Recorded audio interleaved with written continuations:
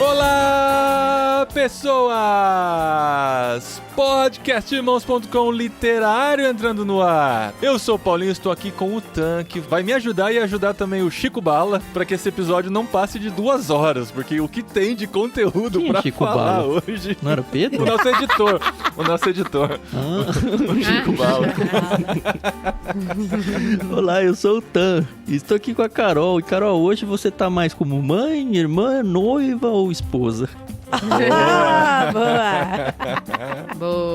Acho que é um pouco de tudo, hein? Oi, pessoal, eu sou a Carol Simão e eu tô aqui com a Safira. E Safira, quando você morrer, você vai virar uma linda estrela no céu? Olha, uma estrela com cabelos enrolados sobre o ombro. Oi, gente, eu sou a Safira e eu tô aqui com a Adri, que enquanto lia, teve os mesmos sentimentos dúbios que eu, com os mesmos personagens. Olha, isso é verdade, hein? Porque com a Safira eu posso ir comentando a leitura, porque com o marido não dá pra comentar. Por que você não pode comentar comigo? Porque senão a gente fica conversando, aí a gente não tem assunto pro podcast. Tá bom.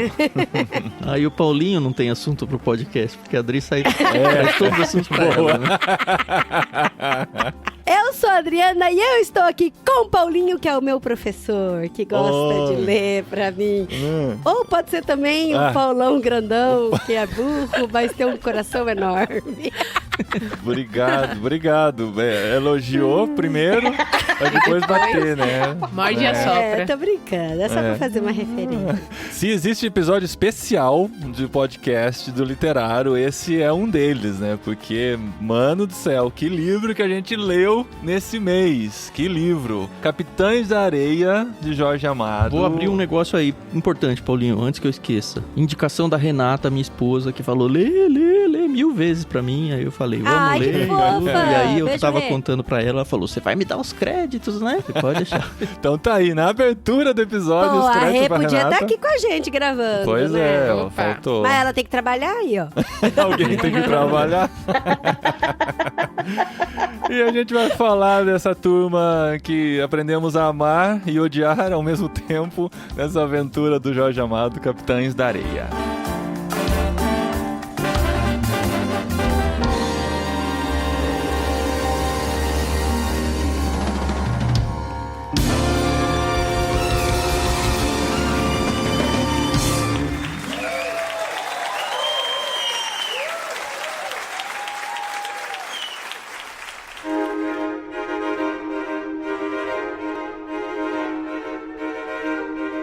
Capitães da Areia, Jorge Amado, 1937. Livro controverso desde a época do seu lançamento. E muito também tem a ver... Todos nós aqui somos paulistas. A Adri é paulista de coração, né? Nasceu no Mato Grosso do Sul, casou com um paulista e tal. Safira, Tan, Carol, todos paulistas do Sudeste. Criados com um certo estigma com relação à cultura nordestina, de certa maneira. A cultura baiana. A gente via as novelas que eram feitas baseado na obra de Jorge Amado. E geralmente não eram novelas que nos encantavam. Assim. Hoje a gente lembra com carinho de algumas novelas, né? Da Gabriela Cravo e Canela, Tieta. Da Agreste.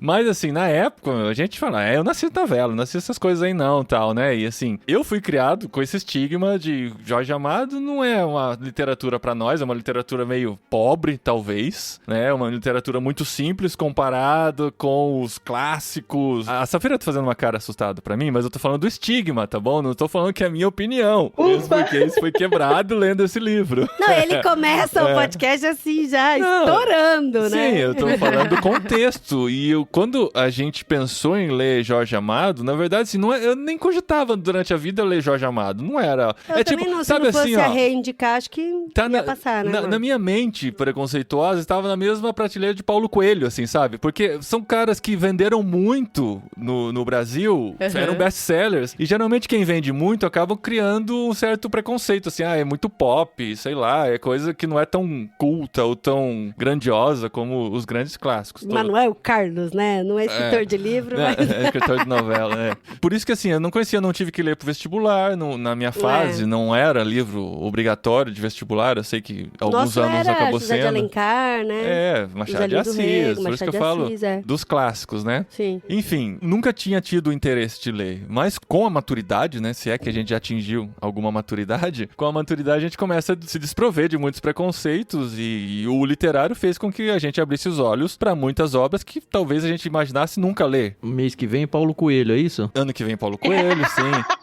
Que tem uma história... Cara, o Paulo Coelho, principalmente com o Alquimista... A gente tem que ler Paulo Coelho. Não é Alquimista, qual que Acho é que é o Alquimista mesmo. do Caminho de Compostela? O Diário de um Mago? O Diário de um Mago, isso. Conta da experiência dele fazendo o caminho de Santiago de Compostela. E é muito conhecido aqui na Espanha, super reconhecido, assim, amado, sabe? Paulo Coelho. Paulo Coelho, né? Que eles não falam LH, fica Paulo Coelho. Mas deixa o Paulo Coelho pra lá, Então, amor. enfim. Por que eu tava falando do Paulo Coelho? Porque você comparou o Jorge Amado com o Paulo Coelho. Você fez uma comparação muito ruim, Paulinho. Uma comparação que doeu meu coração aqui. Tadinho. Gente, eu tô contando o meu background de conhecer a literatura brasileira. É tipo um Nelson Rodrigues, da vida, é isso?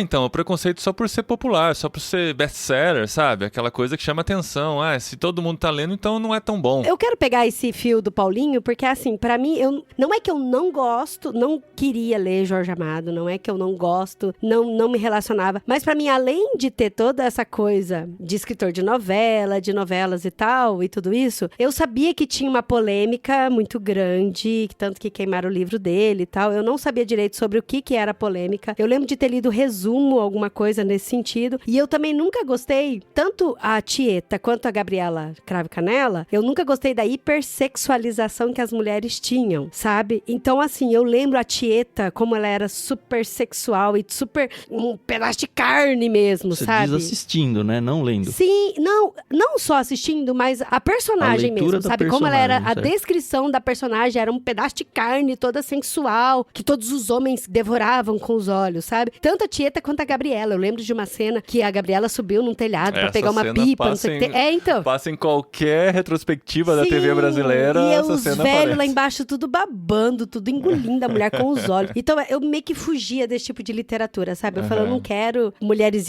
sexualizadas e tudo isso, sabe? E também tem um pouco a ver com a questão religiosa, né? Que ele trata muito das religiões afros, né? Muito presentes na Bahia, do candomblé e da prática dessa religião, né? Até cita algumas práticas. E nós, no contexto cristão protestante, éramos ensinados de que, né, tudo que é pra esse lado é contra Deus, é do diabo e tal. Então a gente tem que evitar, e parece que era uma apologia a esse tipo de religião. Mas isso eu não sabia, não. Eu descobri lendo o livro, pra falar a verdade. Eu lembro de alguma coisa com estigma nesse sentido, né? Mas a gente vê que, conforme a gente vai lendo o livro, a maneira como ele trata a religião é muito respeitosa, né? Mesmo porque depois eu fui descobrir que ele era ateu. Ele nem era do candomblé, nem era católico. Sabia disso não. Ele não trata do protestantismo, né? Claro, porque não tinha muita presença na época, mas ele fala muito do catolicismo e muito do candomblé, mas sempre com muito respeito da maneira com que as pessoas olhavam para a religião, e ele até olhava para as religiões citadas nos livros, né? Então, mas a gente, enfim, tô falando tudo isso para dizer que a gente cresceu com os rótulos, né? Os rótulos, as etiquetas que tinha Jorge Amado na nossa cabeça, né? Eu, pelo menos, cresci, sim, com esse preconceito com Jorge Amado. Eu só fui conhecer ele mesmo na faculdade, porque eu tinha uma professora maravilhosa que amava a literatura brasileira, e ela tentou quebrar esse estigma de, gente, Jorge Amado não é o que apresentam de... Gente, não é a minha opinião, tô que nem o Paulinho, tá? Não é a minha opinião, foi o que eu cresci ouvindo. O baiano preguiçoso, que só quer saber de sexo e mulher e tal. Eu cresci com esse estigma, realmente. E nunca tinha lido Jorge Amado. E eu lembro do Jorge Amado, de entrevistas que ele deu, exatamente na época em que fizeram as novelas, né? Então, assim, eu era muito pequena, meus pais me proibiram de assistir, então eu nunca assisti nenhuma das duas adaptações, aliás, 3, porque eu sei que teve uma mais recente da Gabriela. Então, assim, eu não sabia de nada. E a gente ainda teve uma polêmica dentro do clube, que a gente enviou esse livro e ele foi mal visto por alguns assinantes. fascinantes. Então, mais uma razão pra, ok, tá aqui, um dia, quem sabe, a gente lê. E foi uma grata surpresa, tá bom? Eu queria só contar um testemunho, já que a gente tá nesse ambiente cristão, né? Antes da gente entrar no livro em si, porque tem a ver com o que o Paulinho falou. Essa semana eu tive uma conversa bem legal com o Lucas no carro. E acho que foi motivado até por esse livro, né? Porque a gente já tava conversando, eu tava Lucas, tentando... seu filho, Lucas, né? meu filho, isso. Ele tá com 14 anos hoje. E eu tava tentando incentivar ele a ler o livro. E ele meio que perdeu a vontade de ler na vida, então não tá interessado nem é pelo livro, nem pelo autor, é só porque é ler. Mas enfim, pra onde foi o lado da conversa? Pra uma coisa que eu acho que os cristãos têm, e tinham muito mais do que tem hoje, mas ainda tem, que é exatamente isso que o Paulinho relatou. Tira qualquer coisa que é diferente da fé de perto de mim, sabe? Eu não quero me relacionar com isso e tal. É óbvio que a gente tem que construir algumas barreiras, essas partes mais essencializadas e tudo, talvez a gente deva tomar uns cuidados adicionais e tal, mas a gente começou a conversar sobre o livro e sobre a música, passando até por religiões. O Daniel, o meu menor, por exemplo, pegou um livro Arca de Noé na escola essa semana, porque ele achou que era historinha de Deus, e era as poesias do Vinícius de Moraes, que tem até aqueles 2 álbuns. E aí a gente começou a engatar numa conversa no sentido de, olha, filho, a gente tem que tomar alguns cuidados, mas a gente tem que aproveitar o que o Brasil oferece pra gente culturalmente, porque eu posso gostar, por exemplo, de um Toquinho ou de um Vinícius de Moraes, mesmo sabendo que eles são de religiões afro, ou eles são do candomblé ou alguma coisa desse tipo, e muitas letras falam e exaltam os deuses da religião deles e tal, mas artisticamente continua sendo muito belo, melodicamente continua sendo muito belo. E a mesma coisa com livros. A gente vai falar sobre a história, se concorda, discorda e tal, mas por mais que você leia o livro e discorde da opinião que tá nas entrelinhas do autor, não quer dizer que eu não deva ler, nem que eu não deva achar aquilo muito bonito, nem que não deva fazer eu pensar e rever alguns conceitos da minha própria vida e tudo mais, no sentido de que nós cristãos, até por a gente ter a verdade muito bem solidificada, a gente mais ganha do que perde em ser exposto a discursos e artes contrárias muitas vezes ao cristianismo, porque a gente consegue olhar a beleza daquilo sem necessariamente se sujar com a parte ruim, sabe? Eu não sei se eu vou conseguindo fazer as pontes que eu gostaria de fazer, mas o clube mesmo fez muito isso, né, na vida de muita gente. Essa ideia de que, olha, o cristão não precisa ficar só lendo John Piper, Tim Keller, sabe? Precisa ler o Jorge Amado. Ele pode gostar do Chico Buarque e não concordar com o estilo de vida ou com as conclusões políticas, ideológicas dele, do Caetano Veloso, seja lá quem for, e olhar e falar, pô, esse cara é muito bom letrista. Nossa, olha como ele mexe com as palavras de um jeito lindo e tal. E tudo bem, não é errado, não é pecado você consumir esse tipo de coisa. Safira, brilha.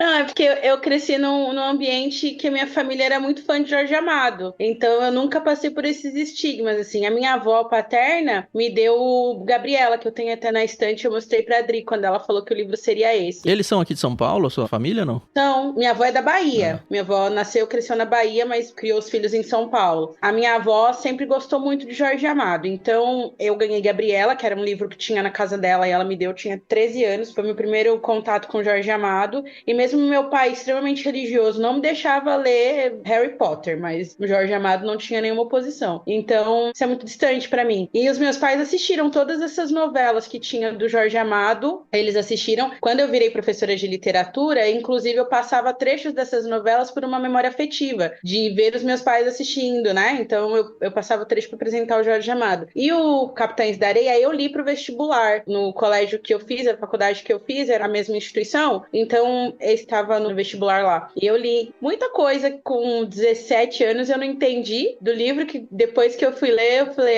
tá, tipo, derrubar as negrinhas no areal. Eu não sabia o que era, depois que... meu Deus! Oh! Mas a primeira leitura não tinha. Então, pra mim, pra minha construção mesmo cristã, o Jorge Amado sempre foi ateu, sempre soube disso, que ele era um cara ateu, e a questão do livro dele ter sido proibido, ter sido queimado em praça pública, foi pelas questões políticas do livro, Sim. não pelas questões religiosas. Eu só fui entender isso no fim do livro. Eu falei, peraí, mas por que foi queimado. Por que foi queimado aí? Ah, por isso que foi queimado. Porque ele bate no sistema ali com o livro e ele era um comunista, né? Ele foi um parlamentar comunista, ele era do Partido Comunista. Ele não era só um estigma de comunista porque falava de questões sociais, ele era comunista assumido. Né? Mas uma das coisas que eu sempre ouvi da minha avó em relação ao Jorge Amado é que o Jorge Amado tinha duas coisas muito interessantes. A minha avó, ela é católica, mas ela é muito sincrética. Acho que isso é muito comum do Brasil, né? Eu não tenho tantas pessoas no meu círculo de vida, assim, que sejam católicos, mas a minha família paterna. E a minha avó paterna, ela tem uma Iemanjá, um São Jorge e uma Nossa Senhora na casa dela.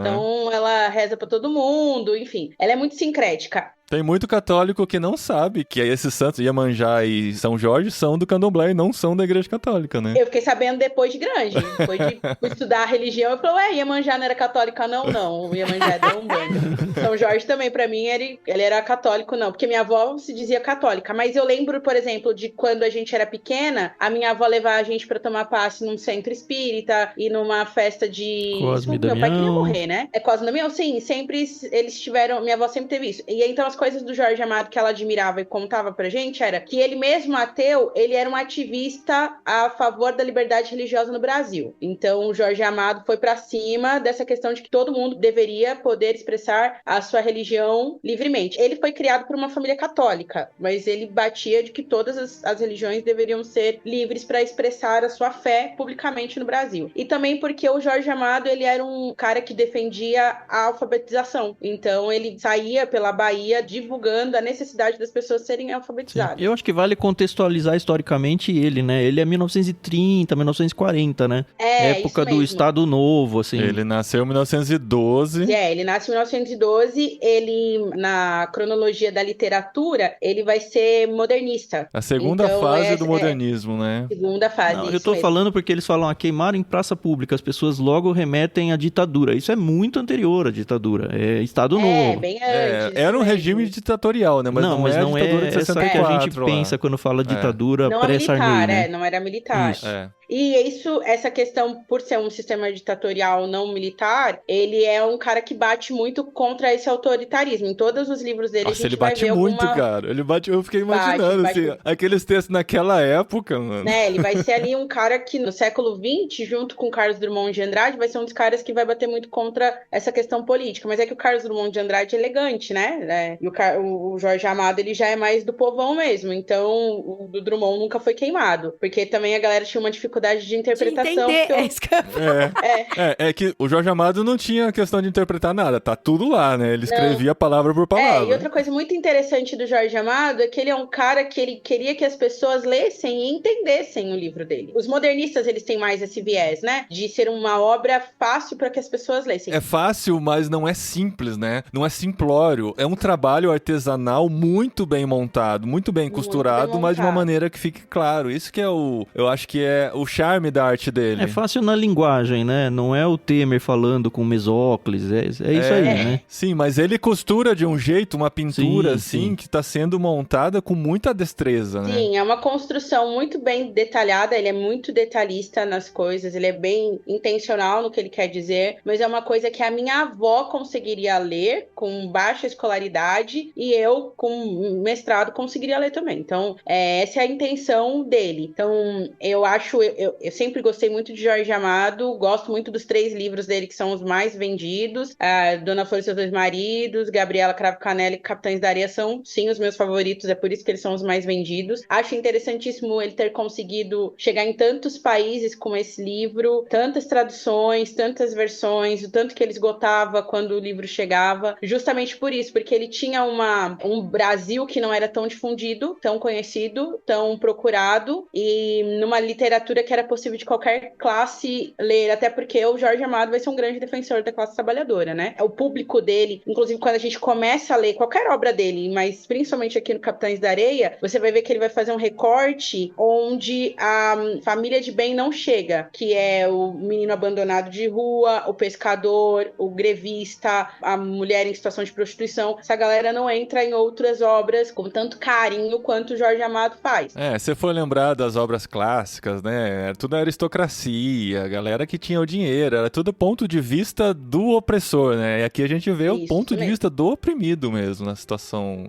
brasileira. Né? A gente vai ter poucos escritores que vão dar o protagonismo para quem é marginalizado. E aí eu falo marginalizado no sentido literal, não pejorativo da palavra, que é estar à margem da sociedade, né? Sim. Então, eu acho ele impressionante, sim. Fiquei muito surpresa, por isso que eu fiz as caras que eu fiz de ouvir vocês, porque no meu nicho, na minha bolha, Jorge Amado sempre foi muito bem quisto. Nunca conversei de Jorge Amado na instituição religiosa que eu era. Acho que provavelmente lá a galera iria ter uma posição um pouco diferente. Mas na minha casa, né, os meus pais, assim, sempre tiveram muito carinho por ele. Gostavam muito do... Minha mãe nunca leu Jorge Amado, mas conhece todas as obras que foram televisionadas. E gosta bastante. Inclusive, a gente assistiu Gente, eu fui assistir Dona Flor e Seus Dois Maridos com a Juliana Paz e Leandro Hassum no cinema com os meus pais. Não façam isso. Mas eu fui, porque era uma obra de Jorge Amado, a gente gosta muito do Leandro Hassum, então juntou tudo e a gente assistiu.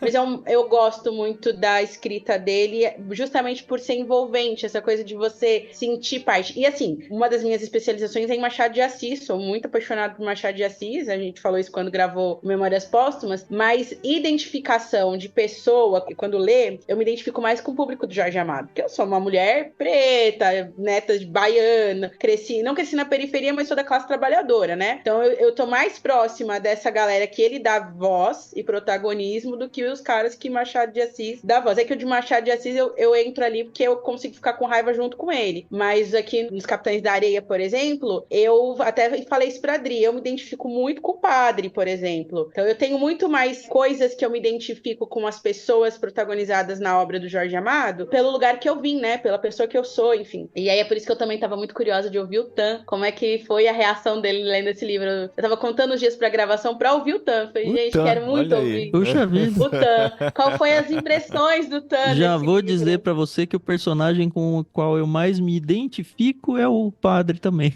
O padre. O padre é o queridão, né? Eu falei pra Safira, o padre deve ser todos nós. Deve ser todos nós, sabe? Não que a gente tem que se identificar com o padre. Mas, gente, segura o padre aí, todo mundo. Segura o padre, amarra o padre.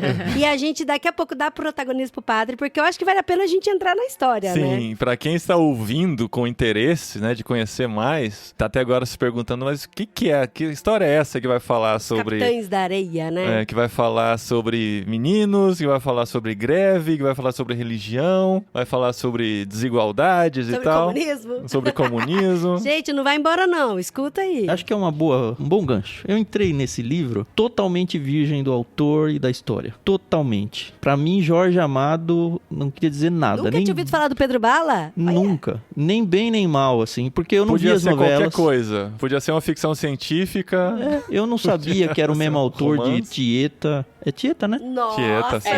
Assim, sério? eu só sabia que, Jorge Amado. Tá, se falassem Jorge Amado, sei lá, José Lins do Rego, ou qualquer outro nome que não seja esse super bambambam, tipo Machado de Assis, eu ia falar, é um autor da literatura brasileira. Eu só ia até aí, sabe? Então eu não sabia que ele era comunista, eu não sabia a época que ele escreveu, eu não sabia nada. E eu só olhava a capa do livro que eu tenho, Capitães da Areia, são dois caras jogando capoeira na praia, e a Renata falando, lê esse livro. Era só isso. Eu falei, eu vou ler. Você falava assim, eu não me interesso por capoeira, não, mas eu sabia que ia ser um livro que ia me ensinar a jogar capoeira. E a Renata não ia te recomendar também. Não é?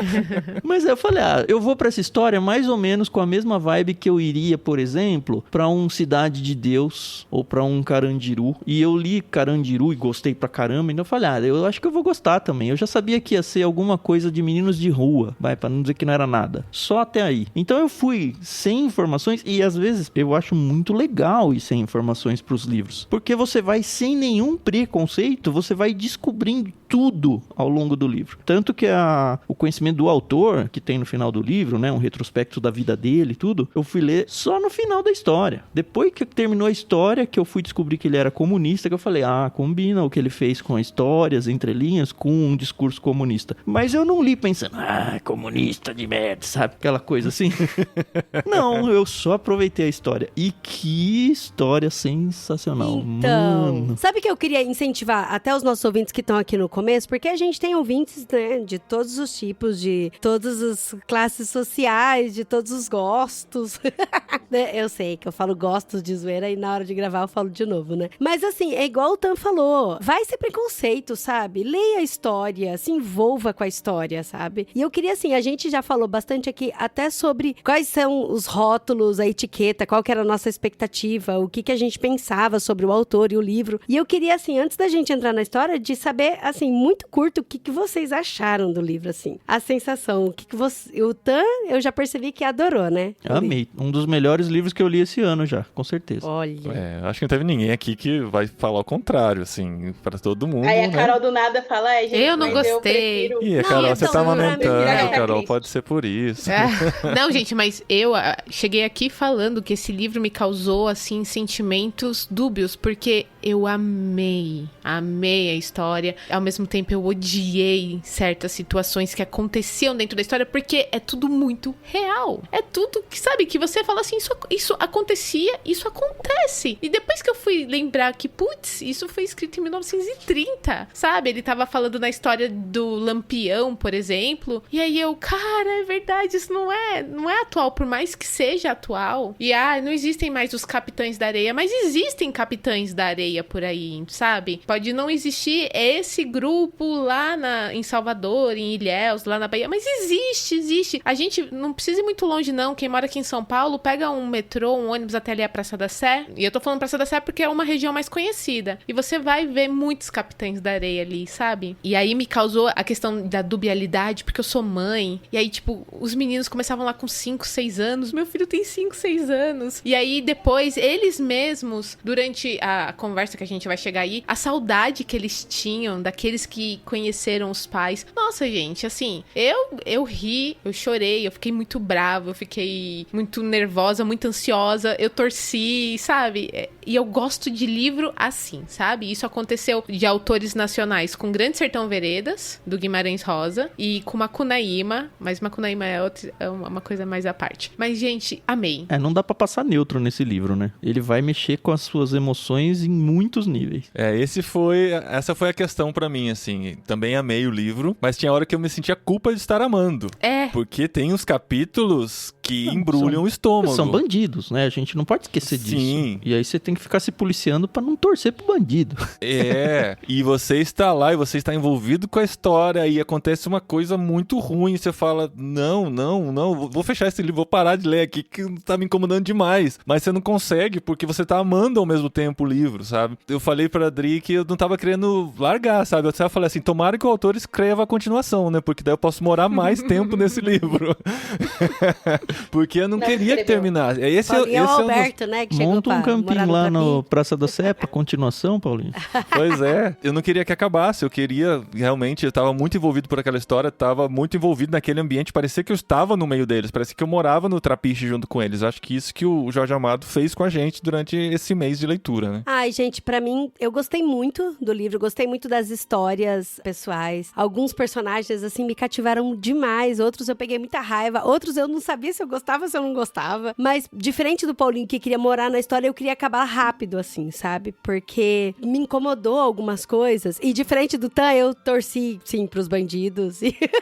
Não é que eu não torci, não. É assim, você se pega torcendo. Porque o autor te leva pra um vítima da sociedade e tudo. E aí você fala, cara, mas não deixou de ser errado o que ele tá fazendo, sabe? Não dá pra tentar defender. Isso é uma questão, inclusive, que a gente, eu acho que tem que levantar aqui, né? A questão de como eles pararam nessa situação, sabe? Sim. Não é passar pano pro que é errado, passar pano pro ladrão, pro bandido, mas de entender a situação, que são crianças, né? Enfim, mais pra frente, quando a gente contar a história, a gente fala sobre isso. Mas por que eu quis acabar logo? Porque eu quis muito consumir esse universo de Capitães da Areia, sabe? Querer entender por que ele foi tão falado, o que a sociedade falou com relação a isso, o que as pessoas comentam sobre isso, as reportagens, se era verdade ou não. Então eu tava lendo e tal, pra depois ler todo esse paralelo. Então, gente, quando eu terminei de ler, o que eu vi de vídeo, de crítica e análise, pra saber se era verdade ou não, e pra conhecer essa época histórica do que tava acontecendo nessa época que foi escrito Capitães da Areia e tal, e aí foi por isso que eu tive loucura pra terminar, pra conhecer melhor. E aí, depois que eu terminei de ler o livro e que eu conheci a história da época que foi escrito o livro, eu gostei mais ainda do livro. Enfim, é uma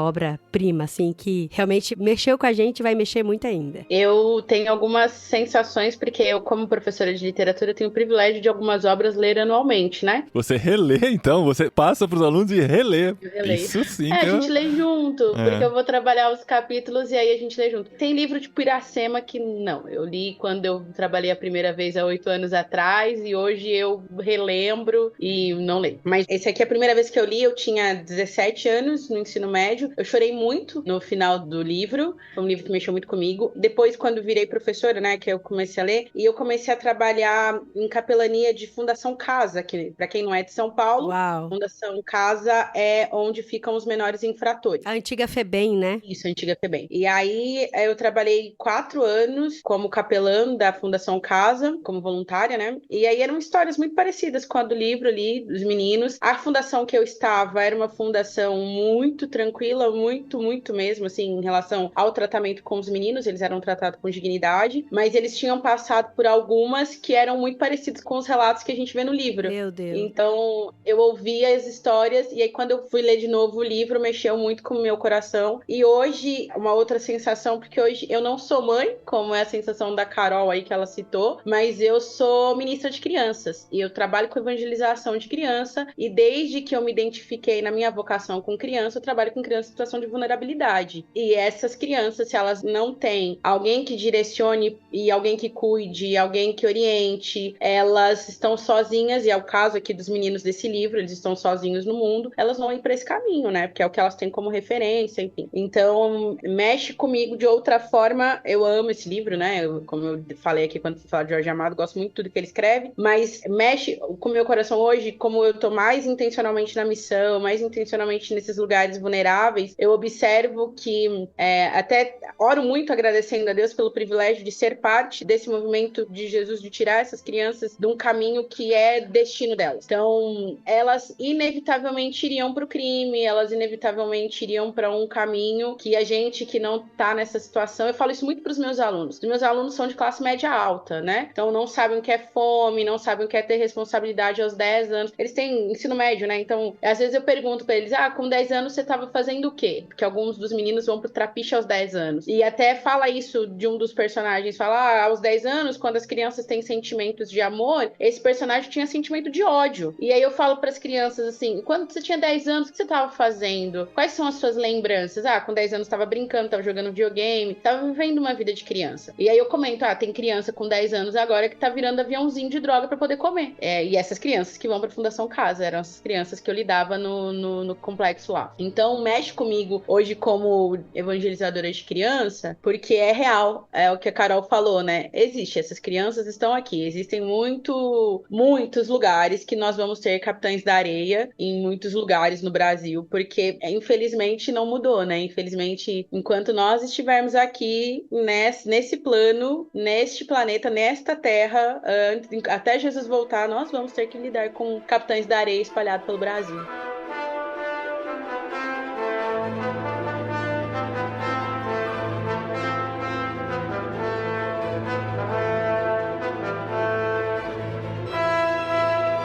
Eu queria só fazer um resumo, então, pro pessoal que tá ouvindo, sobre a história do Capitães da Areia, pra gente já entrar na história e também falar sobre os personagens. Mas o Capitães da Areia é um grupo de meninos que são órfãos, abandonados. Alguns tinham pais, mas resolveram fugir, né, dos pais por conta de maus tratos ou uso de droga, alguma coisa nesse sentido. Mas eram meninos muito pequenininhos, da idade de 6 anos até uns 16 anos, mais ou menos, que eles se juntavam pra sobreviver. Então, eles sobreviviam. O livro fala que tinha mais de 100 meninos, né? Então, assim, eram muito meninos. Eram muito Nem todos estavam meninos juntos ao mesmo tempo. Eles circulavam muito. Tinha uns que sumiam, depois voltavam. Tinha uns que estavam mais fixos. Eles moravam na rua, basicamente. Mas eles tinham um ponto de encontro, mas eles que era o Trapiche. Eles moravam no Trapiche, e o Trapiche era tipo uma casa velha na beira da praia, né? Lá em Salvador. E a história se passa toda em Salvador, que eles falam, chama até de Cidade da Bahia, né? em Salvador. Então são esses meninos que são muito novos, muito pequenos, que vivem junto pra sobreviver. E eles são liderados por um menino que é o Pedro Bala. O Pedro Bala é o líder do grupo. O Pedro Bala tem 15 anos e por mais que seja um grupo mais de 100 meninos, o autor, ele escolhe dar protagonismo pra alguns. Então alguns a gente conhece muito bem as histórias deles. Tem capítulos sobre eles e tal, e a gente se envolve muito bem com a história deles. E pra mim o que me chamou muita atenção, assim, logo de cara no livro, é que o livro, ele abre contando 4 reportagens falando sobre os Capitães da Areia. E quando você vê as reportagens, você fala, caramba, são bandidos, molecada que estão roubando e tal. Você não pega simpatia por eles, né? Até chegar o depoimento de uma mãe, o depoimento de um padre, e você saber o que acontece no reformatório. Porque muitas vezes esses meninos, por cometerem os roubos, eles iam mandado pro reformatório. Por serem menores de idade, né? Aí tem a denúncia dos maus-tratos do reformatório, principalmente da mãe e do padre que escreve, e depois vem o diretor do reformatório refutando, falando que não era nada disso, né?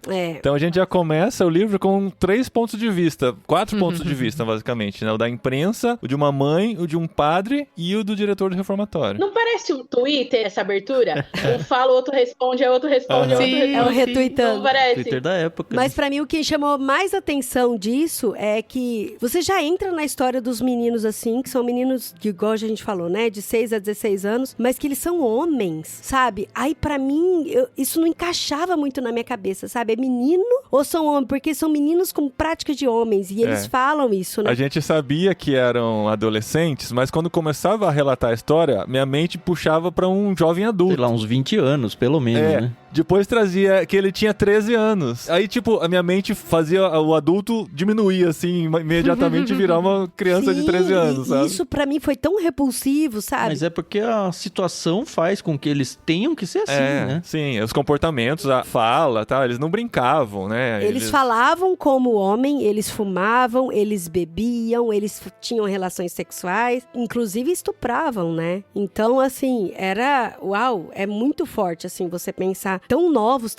já viveram tanta coisa, sabe? Assim, que ao mesmo tempo são crianças, né? Inclusive, mais pra frente lá tem um capítulo que é tão lindo o capítulo, porque a gente lembra que eles são crianças nesse capítulo. Do carrossel, sabe? né? Ah, do é o carrossel. O capítulo do carrossel. É demais Porque mesmo. a gente lembra que eles são crianças. Só que ninguém sabia onde era o esconderijo deles. Ninguém. Por mais que era um monte. Isso é muito curioso, porque né? eles são muito leais entre eles, sabe? Eles se protegem, eles Quando cuidam. um era preso, era torturado pra contar, não abria a boca, não descobria onde era o lugar. Mas algumas pessoas sabiam onde que eles estavam. Então eles tinham confiança com adultos. E aí tem o padre José Pedro, que tinha essa amizade com eles. Que não era um padre super notável, ele não era super reconhecido Pelo na contrário, paróquia. Não era muito inteligente, Não, né? ele tinha sido um mau aluno no seminário e tudo. Então, assim, ninguém botava muita fé nele, mas ele tava esperando pra ter uma paróquia dele, né? Era quase um seminarista. Mas ele desenvolveu esse amor, essa paixão por cuidar daqueles meninos. Então ele estava sempre presente lá no Trapiche pra ajudá-los de alguma maneira. E um contraponto religioso tinha a mulher da Umbanda lá, né? Então, tinha a Dona Aninha, Aninha. que ela era a líder do candomblé, né? Santo. É mãe de santo, que tinha muito carinho pelas crianças também e tal. Tinha o querido de Deus, que era o professor de capoeira. E tinha os malandros ali, adulto, que compravam produto. Eles roubavam produtos, encomendavam chapéus de palha, né? Pra depois vender nas suas lojas. A loja de penhor, loja de ouro. Dri, sabe o que é interessante desses adultos que cuidam, né? Desses meninos? Que é justamente a galera marginalizada. Capoeira e Umbanda, na época, eram crimes no Brasil. Então, são 2 pessoas ali que também estão à margem como esses meninos. E o padre que não tem notoriedade nenhuma. Então, é interessante como mostra essa solidariedade da classe marginalizada. Todo mundo se cuida, né? E outros adultos se aproveitando do fato deles serem menores de idade e não poderem ser presos pra cometer os delitos no lugar deles. Então, encomendavam os delitos com eles e eles iam. E até a igreja católica, né, não aprovava o comportamento do padre, que estava se importando com aqueles meninos. Os líderes, os superiores desse padre diziam que era um tempo perdido, não era isso que ele tinha que fazer. Ele tinha outras responsabilidades que ele tinha que tratar que não fosse estar com aqueles meninos, né? O mais interessante é que eles, enquanto capitães, Titãs da Areia, né, que é como eles se intitulam e como as pessoas os conhecem, eles querem mudar de vida, né? Então, conforme a gente vai conhecendo muitos dos personagens, das personagens, a gente vê que um é chamado de professor, que, por exemplo, é o único que sabe ler, e é quem lê rouba histórias livro pra ler pros meninos, lê manchetes pra eles. Esse foi outro que eu me identifiquei bastante, viu? Gostei bastante dele, né? Tem aquele que é o fã do Volta Seca. cangaceiro, né? Volta Do Seca. Lampião, que é o... Gente, ó, o Volta Seca, o professor, o Pedro Bala e o Sem Pernas, pra mim, eles são, assim, o supra-sumo. Pra mim eu encaixaria o pirulito da também. E o história. gato. Não, e o gato. Gente, eu adorei O gato é demais, mano. O gato é maravilhoso. Inclusive, o capítulo que eu chorei foi com o gato. E não foi quando ele tava aprontando as dele, nem nada, mas foi o momento, e eu vou me adiantar só um pouquinho, em que a Dora vai costurar É bonito, a né? roupa dele. Cara. Eu tenho o meu favorito também, mas eu conto daqui a pouco. Essa parte, E é muito louco entendeu? porque a gente vai conhecendo as histórias deles, né? E a gente vê que alguns não tinha outra saída a não ser se juntar com os Capitães de Areia, senão eles iam morrer. Não tinha o que fazer. O próprio Pirulito, né? Ele chegou, encontraram ele bebezinho, a mãe dele morreu no meio da rua. E aí o João Grandão, ele pega o Pirulito, leva, e aí até narra na história que os outros meninos ficam rindo dele porque eles estavam desesperados pra alimentar, pra acolher o neném, que tava lá chorando, assim. E isso é muito comum, né, gente, de crianças serem abandonadas, assim, né? E tem até uma amiga que, quando leu esse livro, a gente tava na faculdade, ela tinha acabado de parir, e aí ela falava que o maior medo dela, depois que teve filho, era morrer, porque não sabe o que vai acontecer com a criança depois. Cara, isso é um medo de pais que você não tem noção, Safira. Você não tem noção. Não tenho mesmo. Eu perguntei isso pra minha mãe esses dias. Eu falei, mãe, que eu tava lendo o livro, né? Eu falei, mãe, depois que eu nasci, você ficou mais medrosa? Ela falou, meu Deus, eu fiquei com medo de tudo. Medo de você morrer, de eu morrer, de seu pai morrer. Eu tinha medo de tudo. Porque vai fazer o quê com os filhos, sabe? Quando ela leu esse livro, ela falou que o medo dela aumentou justamente pela história do Pirulito, porque a mãe dele morreu no meio da rua e o menino ficou lá. E aí vai fazer o quê com o bebê? Não tinha ninguém pra correr, né? Não, é a história da Dora, na história inteira. A Dora é a única menina que entra no Trapiche. Ela é muito rejeitada no começo pelo simples fato de que, cara, como assim uma mulher aqui com a gente, sabe? As mulheres... Não é bem a palavra, né? Não, eles queriam usar ela sexualmente, mas não vai morar aqui. Mulher não mora aqui. Se trouxe uma mulher pra você, tem que ser pra todo mundo, sabe? A impressão que vai dar é que ela vai ser estuprada por todos lá, vai ser um estupro coletivo. Não, isso pra mim não foi uma impressão, não.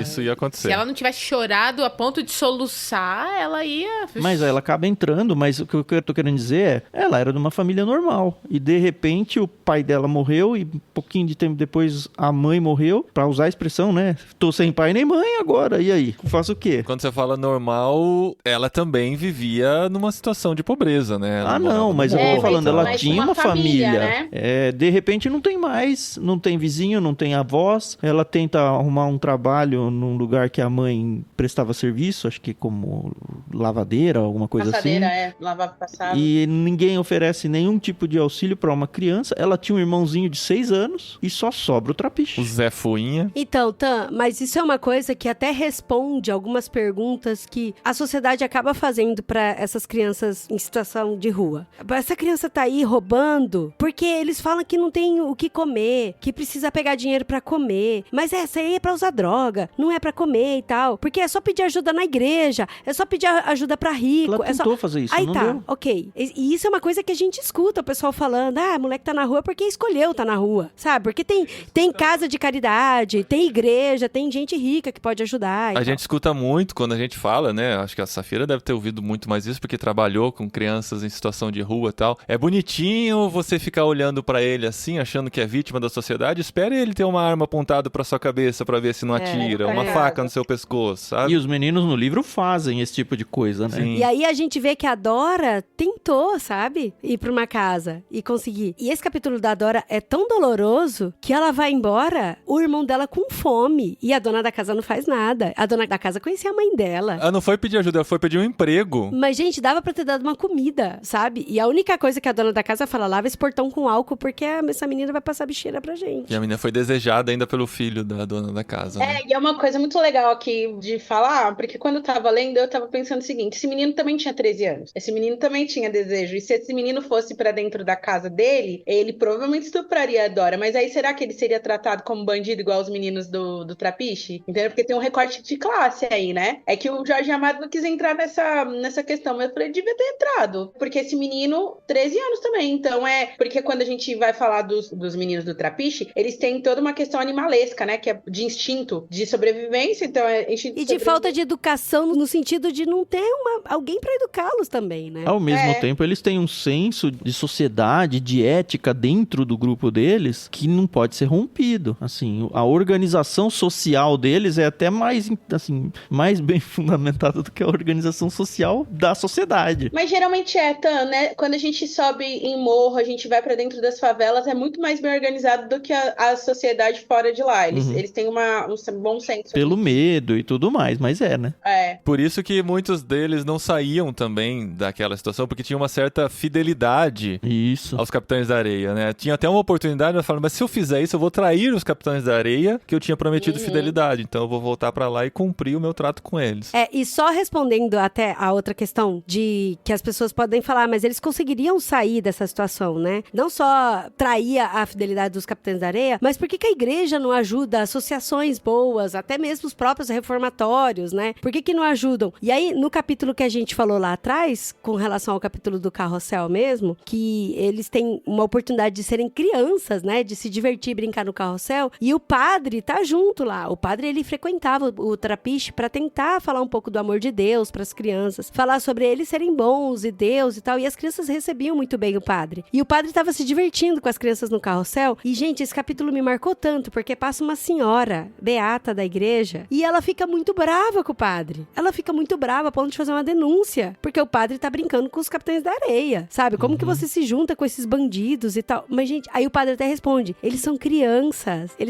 sabe? Se a gente não ajudar ou não lutar pra transformar a vida dessas crianças, quem que vai lutar, sabe? Quem que vai mudar? E a mulher só quis saber de denunciar o padre. Então, tipo, nem a igreja tá pra ajudar esses meninos, sabe? Essa visão aí que o Jorge Amado mostra, né? De que os lugares onde eles deveriam ser acolhidos são os lugares que mais os expanda, que é ali no reformatório, que é a questão do governo, a polícia, a igreja, que são os lugares que deveriam mesmo acolher e cuidar deles. Quando o padre entra, o sonho desse padre era alcançar esses meninos aí do Trapiche, e aí, eu não lembro agora, eu acho que era o Boa Vida que tenta roubar, né, uma coisa dentro da igreja, e aí é quando o padre se aproxima dele e descobre onde é o Trapiche, e aí a vida do Pirulito é transformada por essa intersecção desse padre nesse caminho com os meninos. Então o padre entra e começa ele é um cara muito bíblico nisso, né? Ele tá fazendo qual é a função, que era a função da igreja ali, era isso. E aí ele tenta pôr esses meninos perto dessas mulheres, né? E eu achei interessantíssimo essa escrita do Jorge Amado, porque assim, elas enchiam o saco dele, né? Porque elas eram muito desocupadas. As beatas, né? Essas mulheres. Isso. Aí na cabeça do padre era assim, se eu botar essas beatas que são solteironas lá... Tem dinheiro, gosta de cozinhar.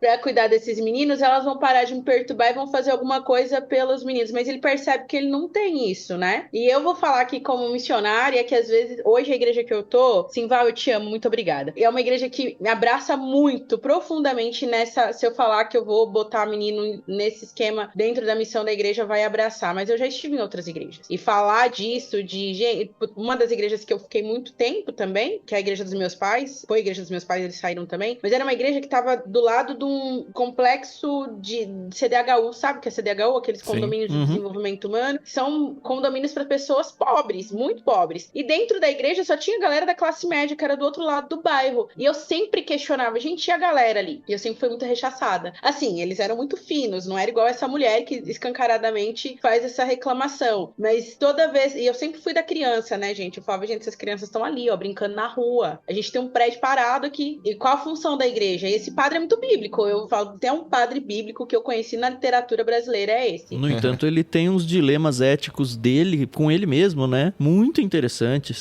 Mas será que esses dilemas éticos vêm dele ou vêm de uma expectativa que a igreja tinha sobre ele como padre? Porque ele tá dentro da hierarquia de uma igreja católica, ele tem os anseios dele de conseguir ter uma congregação ali só dele, não é um termo, né? É uma paróquia, né? É uma paróquia. De ter uma paróquia ali só dele, ele tá aguardando ele ser aprovado pra ter. Então, ele tem que seguir as regras do jogo, senão ele não vai crescer eclesiasticamente falando. E ele sabe que muitas coisas que ele faz, e aí sim, olhando para Cristo, ele faz contrário ao que é esperado dele, dos líderes eclesiásticos dele. E aí, assim, algumas vezes ele abre exceções. Uma vez, por exemplo, acho que é nesse carrossel mesmo. Ele pega dinheiro de ofertas para fazer a compra dos ingressos. Né? As velas do altar. As velas, é. Não, ele pega o dinheiro das velas do altar pra ele pagar o ingresso pro carrossel dos meninos. Isso. E os meninos percebem esse dilema ético dele e falam, não precisa, a gente já tem esse ingresso porque um dos meninos tá trabalhando nesse carrossel e ele vai conseguir ligar ele à noite pra gente. E meio que resolve o problema do padre. Mas ele ia fazer isso mesmo assim. É o mesmo dilema ético, por exemplo, do Pirulito, que é o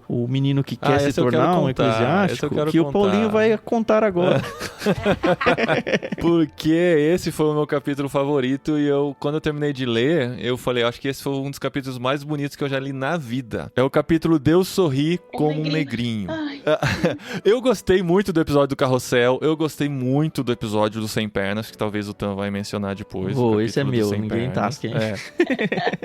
Mas entre esses dois veio o capítulo Deus sorri como um negrinho, que é de uma sensibilidade, nós que estamos envolvidos, né, com a fé cristã, a gente entende muito do que passou na cabeça do Pirulito naquele momento, porque o Pirulito foi esse bebê que foi levado pra dentro do Capitães da Areia, ainda muito bebê, cuidado por eles e tal. O João Grande que tinha um coração muito bom, o nego bom.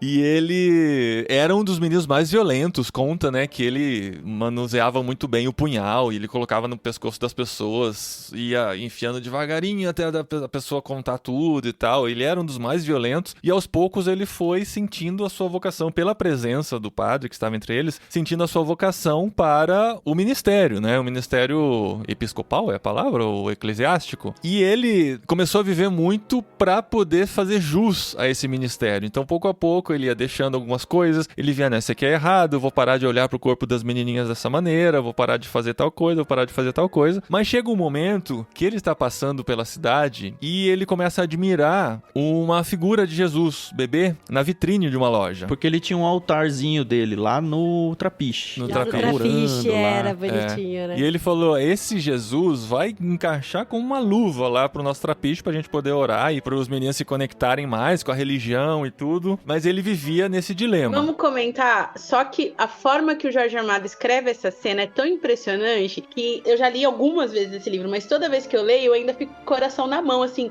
e aí, vamos. De tão bem escrito que foi. Mas qual o dilema, Paulinho? Explica o dilema. Não, porque é o amor e o temor. Eu quero ler esse trecho pra vocês entenderem nas palavras do Jorge Amado. Eu nunca separo o texto pra ler, mas aqui eu falei, esse eu quero ler. E não é curto não, se prepara. Porque era entre o amor e o temor, né? O temor da justiça de Deus, ele fazer alguma coisa que poderia ser errado, mas o amor de Deus de pensar que ele talvez quisesse o melhor para as crianças do Trapiche. É que você tava falando que essa imagem ia ficar tão bonitinha lá no altarzinho no Trapiche, né? Então aí começa por aí, né? E é esse amor e esse temor que fazem Pirulito indeciso ante a vitrine nesta hora do meio-dia, cheia de beleza. O sol é brando e claro. As flores desabrocham no jardim. Vem uma calma e uma paz de todos os lados. Mas mais belo que tudo é a imagem da Conceição com o menino que está na prateleira daquela loja de uma só porta. Na vitrine, quadros de santos, livros de orações e encadernações luxuosas, terços de ouro, relicários de prata, mas dentro, bem na ponta da prateleira que chega até a porta, a imagem da Virgem da Conceição estende o menino para Pirulito. Pirulito pensa que a Virgem está ali a entregar Deus criança e nu, pobre como Pirulito. O escultor fez o menino magro e a Virgem triste da magreza do seu menino a mostrá-lo aos homens gordos e ricos. Por isso a imagem está ali e não se vende. O menino nas imagens é sempre gordo, um ar de menino rico, um Deus rico. Ali é um Deus pobre, um menino pobre, mesmo igual a Pirulito, ainda mais igual àqueles mais novos do grupo, exatamente igual a um de colo de poucos meses de idade que ficou abandonado na rua no dia que sua mãe morreu de um ataque quando o levava nos braços e que João Grande trouxe para o Trapiche, onde ficou até o fim da tarde, quando a mãe de santo Dona Ninha viera e o levara consigo recostado ao seu seio. Só que aquele era um menino negro e o menino, com M maiúsculo, é branco. No mais, a aparência é absoluta. Até uma cara de choro tem o menino, magro e pobre, nos braços da Virgem. E esta o oferece a Pirulito, aos carinhos de pirulito, ao amor de pirulito. Lá fora o dia é lindo, o sol é brando, as flores desabrocham. Só o menino tem fome e frio nesse dia.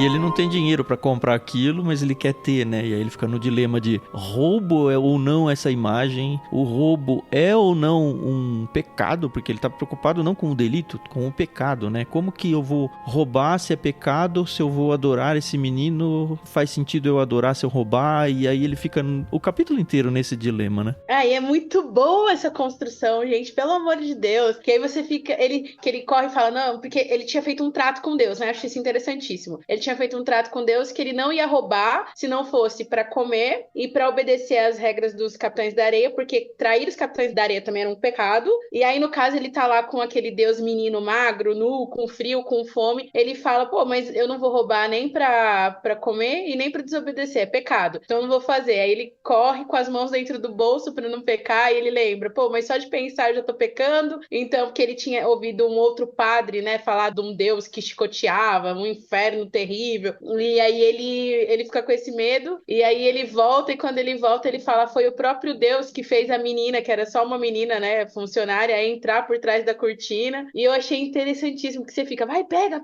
ninguém tá vendo, bora, leva lá. E a gente no dia a dia fica procurando também justificativas, eu fico procurando desculpas, né, de que Deus fez tal coisa pra gente fazer tal coisa e tal, e ele tá buscando isso também, né, porque deve ser a vontade de Deus mesmo que eu faça isso, né. Deus quer que eu faça isso, que eu dê calor. E é muito interessante assim, porque o Jesus que nós conhecemos na história, ele veio desta forma que esse menino retrata, assim. É um bebê que nasce sem ter lugar para nascer, ele é rejeitado desde o começo. No Natal do ano passado, eu fazendo o culto com as crianças, eu quis que elas entendam, porque a gente ouve tanto essa história, né, do bebê Jesus que nasce numa manjedoura, enfim, numa estrebaria, e eu queria que eles entendessem. E aí a gente foi fazendo, não levei um cocô de vaca, quero muito um dia levar para uma próximo culto de Natal, mas eu fiquei levando eles para essa questão sensorial, assim, né? Imagina um cheiro de um curral, como que é. É um trapiche, né, gente? Nossa. É, um trapiche. Eu fui tentando fazer as crianças entrarem nisso, e aí rolou até umas carinhas de nojo, porque criança entra, né? E aí é mais ou menos assim, o bebezinho não tinha nem lugar para nascer, ele nasce pobre, muito provavelmente a Maria e o José, quando se veem naquela situação, não estavam com uma cara muito legal. Eu até brinco assim muito com os meus amigos, eu falo, é bonito hoje de contar, porque não era nós que tava lá, né? Uhum. Com vaca no nosso ouvido, burro, cheiro disso, enfim. Por isso que Jesus veio dessa forma, porque era com essa galera que ele queria se conectar, era com esses pirulitos, assim, com esses meninos. Ele não veio porque, gente, ele é o dono de tudo, né? Ele precisava nem vir criança, ele podia vir já Jesus. Descer do céu, né? Pronto, né? Literalmente. Quando a gente trabalha com criança, a gente escuta essas coisas assim. Por que Jesus só não veio, desceu e falou, galera, tá tudo errado, bora, vamos resolver. Não, ele escolheu vir como um bebê, ele escolheu vir de uma menina pobre, muito pobre, de Nazaré, né? Nazaré era tipo uma cidade muito pobre. Então, essa é a intenção. E eu acho que esse livro do Jorge Amado, não intencionalmente, ele não escreveu nessa intenção, mas esses meninos, eles se identificam com Jesus, porque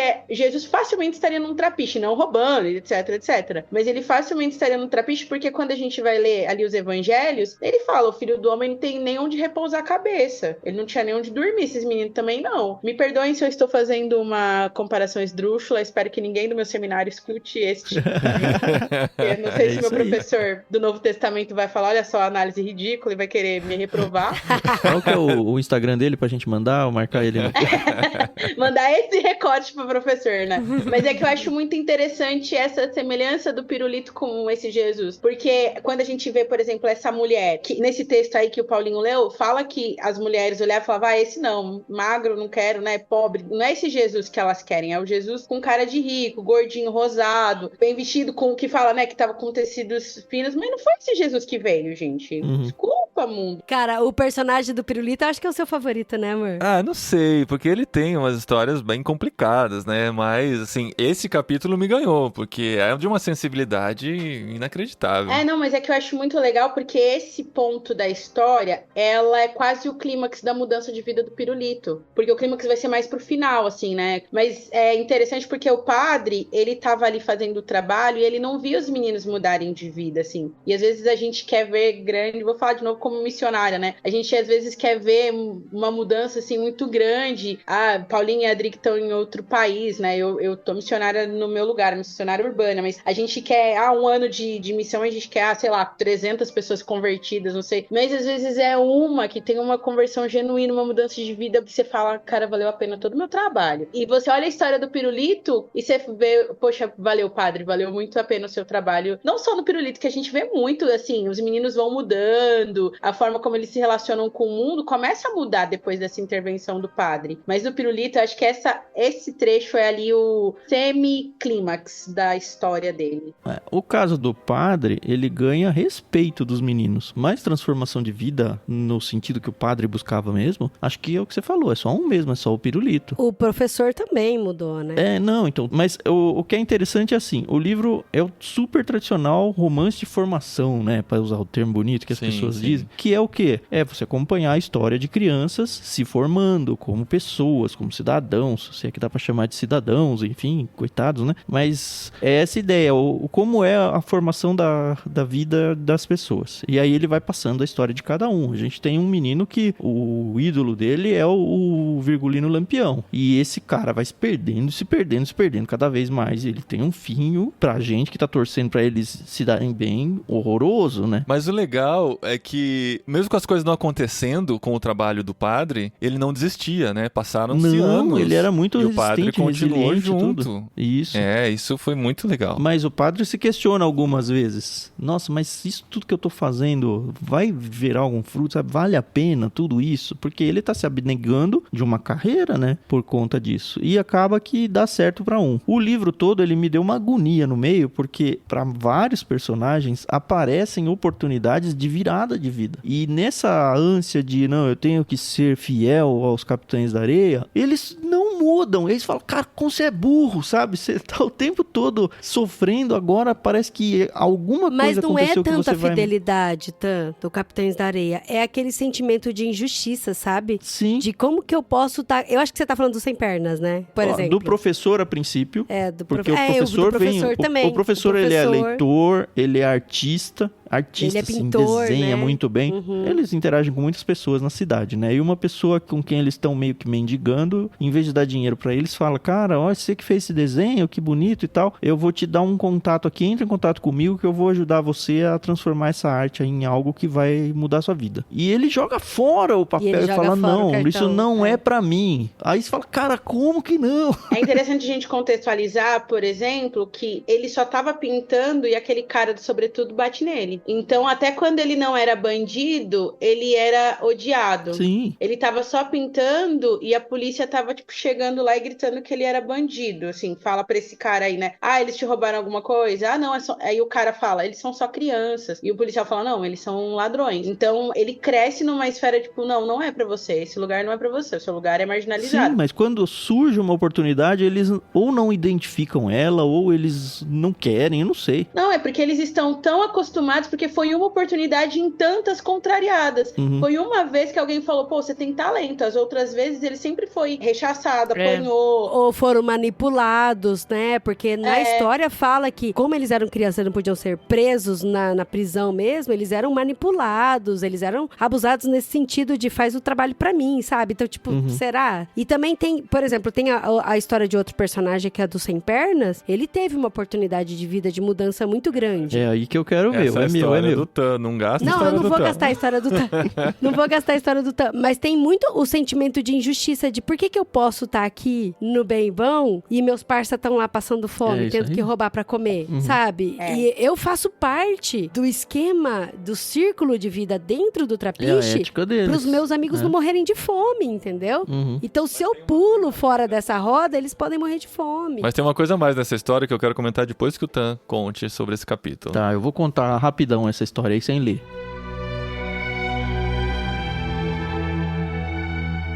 O Sem Pernas era um menino que ele era meio deficiente, ele tinha uma perna coxa, se não me engano, por causa de violência de policiais, né, infância dele e tal. Enfim, ele é um coxo. E ele se aproveitava da deficiência dele porque as pessoas tendiam a olhar pra ele mais com, coitadinho, precisa de ajuda, olha, ele tem uma deficiência e tal. Então, qual que era o plano que ele tinha acordado com o pessoal lá do Trapiche, com os Capitães da Areia? Ele ia na casa dos ricos, se apresentar, eu sou um órfão, eu tenho um problema na perna, eu fui abandonado recentemente, ele contava uma história triste, eu tô com fome e tal. E aí, normalmente, as pessoas, no caso dele, se sensibilizavam e colocavam ele pra dentro de casa. E aí ele gastava uns 2, 3 dias olhando onde que estão as coisas pra serem roubadas na casa. E aí ele fugia, dava dica pro resto dos Capitães da Areia que iam lá e assaltavam a casa já sabendo onde tem que ir. Esse é o golpe. Só que acontece uma coisa, uma senhora... Mas antes de falar da senhora, eu acho importante comentar, ele nunca se sentiu amado por ninguém. Até quando ele foi acolhido pelas casas e tal, porque uma vez ele caiu na mão de policiais e gente, a narração é muito fria de como ele sofre na mão desses policiais com violência, sabe?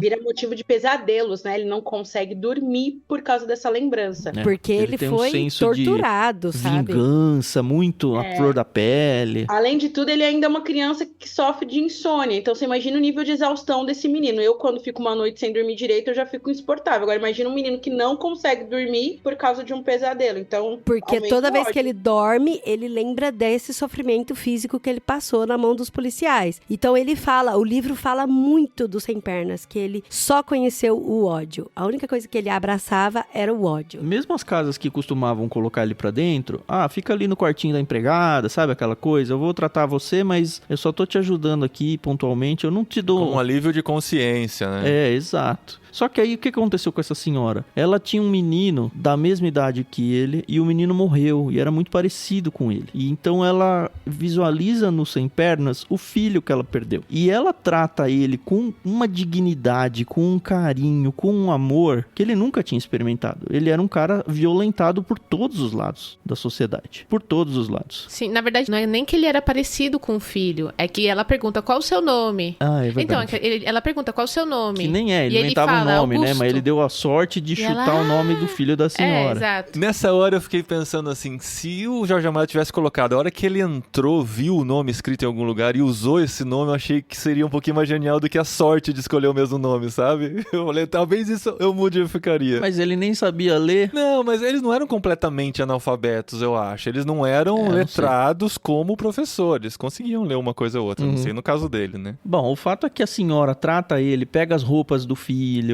coloca ele no quarto do filho, chama pra comer à mesa, e esse carinho vai aumentando e ele toma banho, ele é perfumado, ele come junto com a... Passa brilhantina no cabelo. Nossa, é assim, louco, né? ele é super bem tratado. E os meninos em volta ficam só passando na frente da casa, né? E aí, já não deu tempo de... Não, calma.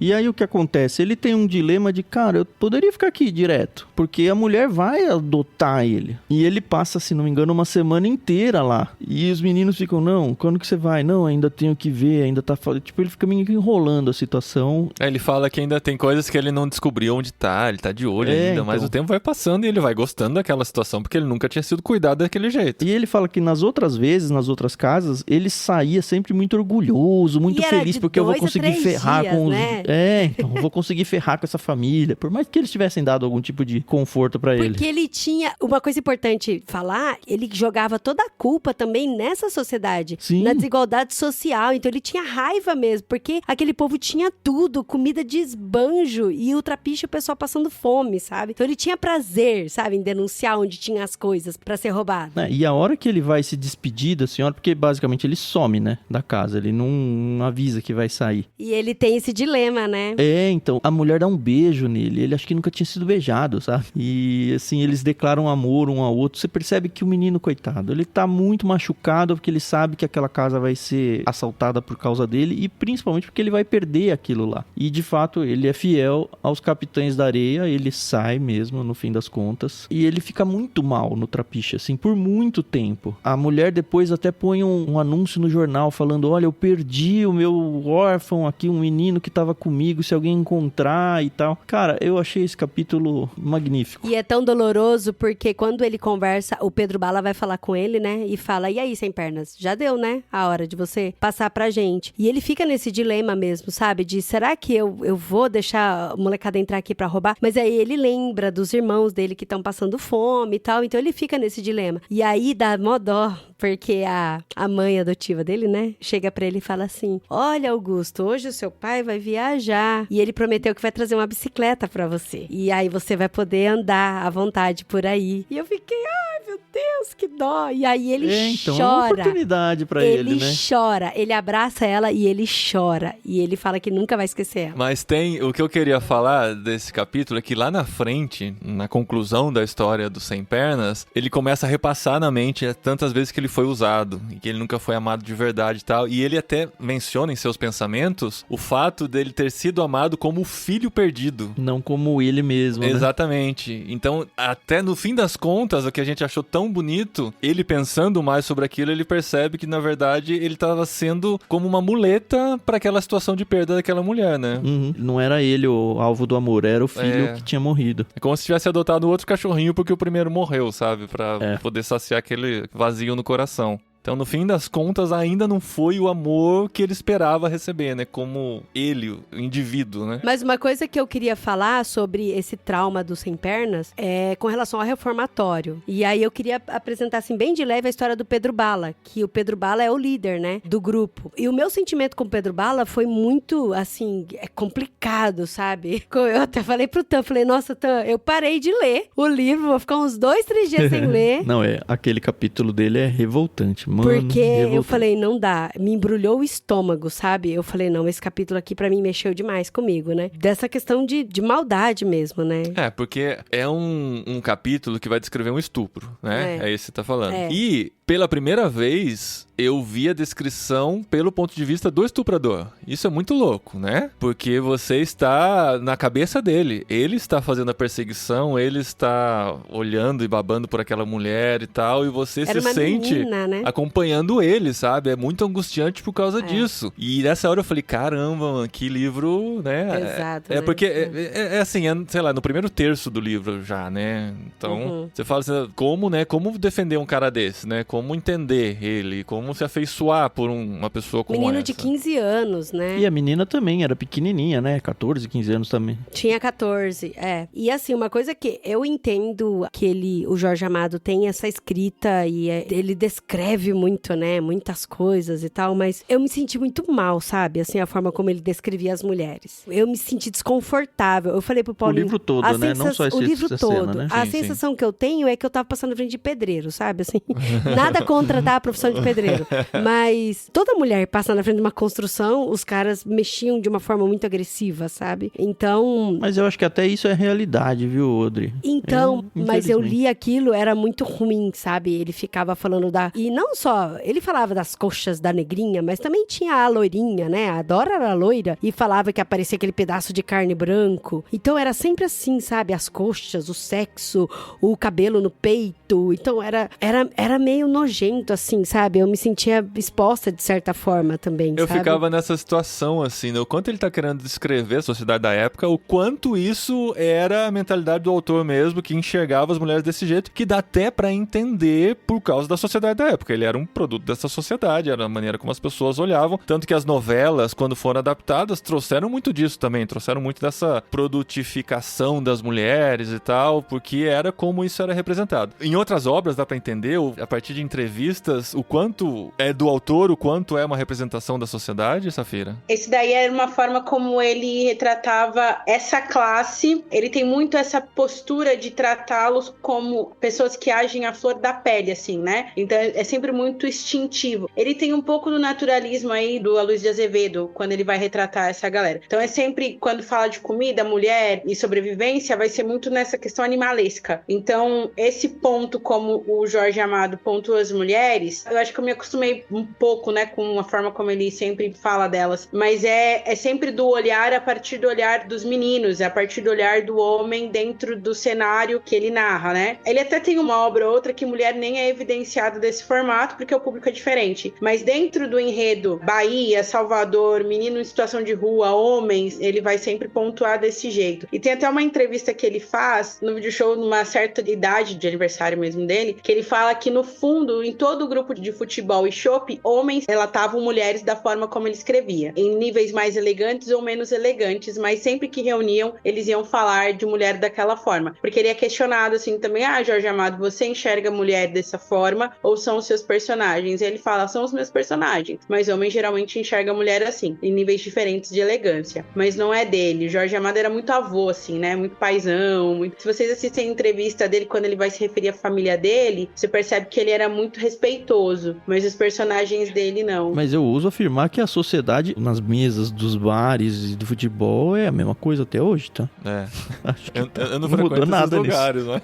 Porque assim, a gente como mulher, Safira, a gente já ouviu muita coisa na rua, andando, dentro do ônibus, não sei se a Carol também já passou por situação assim, lugar, de homem né? chegar e falar coisas horríveis no ouvido da gente dentro do ônibus, na rua, e caminhando, e passa em construção. Eu já fui perseguida, sabe? Já fui perseguida assim, que o cara me olhava de uma forma assim, que eu falei, meu Deus, se eu não conseguir fugir, eu não sei o que vai ser da minha vida. E eu lembro que eu entrei num açougue, aí eu falei pro cara, eu tinha 14 anos de idade, eu falei pro cara, eu tô sendo perseguida e tal, e aí eu liguei, tava muito longe da minha casa, eu fazia escola de piano, e aí eu tive que ligar pra minha mãe, falar que um cara tava me perseguindo, minha mãe ligou pra escola de piano, porque eu não sabia o telefone da escola de piano, a gente só sabia o telefone de casa, né, de cor. E aí minha mãe ligou na escola de piano falando o que tinha acontecido, o meu irmão saiu, pegou um ônibus de 1h30 pra me encontrar no açougue, e eu fui embora pra casa. E é o tipo de coisa que se eu denunciasse, talvez não ia acontecer nada, sabe? Minha amiga também já tinha sido perseguida e tal, quase sofreu um estupro coletivo, imagina porque isso, tinha 5 meninos. 60 anos antes, né? 1930, Então, e você conhece... Eu acho que eu não conheço nenhuma história de mulher, nenhuma, onde ela falou, não, eu nunca ouvi nada disso, nunca ouvi um homem fazendo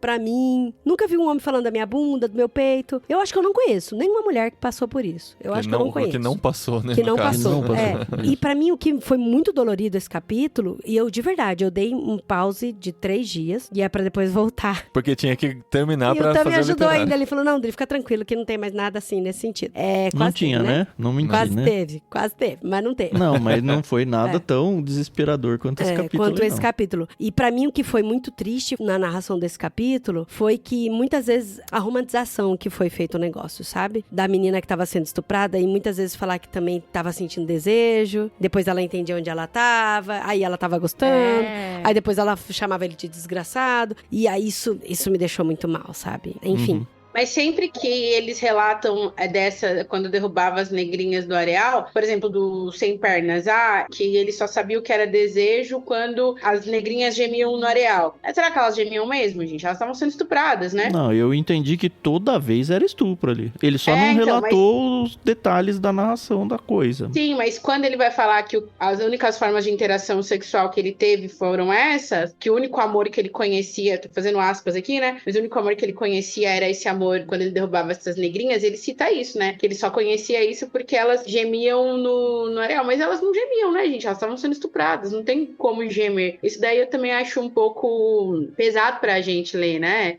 Um estupro nunca vai gerar prazer. Nem síndrome de Estocolmo. E tem que ver também que é um homem escrevendo, né? Deus Talvez Deus. fosse uma mulher, ela relataria de outra maneira, né? O homem tem o ponto de vista dele e imagina do jeito que quer. Eu acho que mais do que isso, Paulinho, é o que você contou no começo. É a narração feita pelos olhos do estuprador. Não dava pra ser diferente. Uhum. Ele escolheu esse narrador nesse momento da contação da história. Aí eu fiquei pensando, né? Falei, meu Deus, será que isso estragou o livro pra mim, né? Porque o livro é o Capitães na Areia e o Pedro Bala é o líder do grupo. Eu falei, e agora, né? Como é que vai ser? E isso pra mim, assim, não tem justificativa, não tem como culpar a vítima e nem nada. Ele tá errado, ele tinha sim que ser, né, de certa forma, entender que ele tava errado, ter o padre Pedro ali pra falar pra ele que ele tava errado mesmo e continuar falando. E eu percebi que ao longo do livro o Pedro Bala mudou muito. E ele, inclusive, questões de justiça, até ali quando acontece a situação com a Dorinha, quando a Dorinha é apresentada pro grupo, ela quase sofre um estupro coletivo ali, né? Igual a gente falou. Com a anuência dele, a princípio, hein? Sim, ele chega a gente achando que ele vai falar, vamos parar com essa palhaçada aí. Não, tudo bem, ele fala, tudo bem. Então, mas a Dorinha tinha a mesma idade que a menina que ele estuprou. E aí ele pega e fala, não, ela é só uma menina. E aí ele resolve proteger ela. Ela era, na verdade, uma criança, né? Porque ela nem tinha passado pela primeira menstruação. E é importante fazer um recorte racial aqui, porque o Pedro Bala é branco. Sim. A menina que ele estupra no Areal é negra.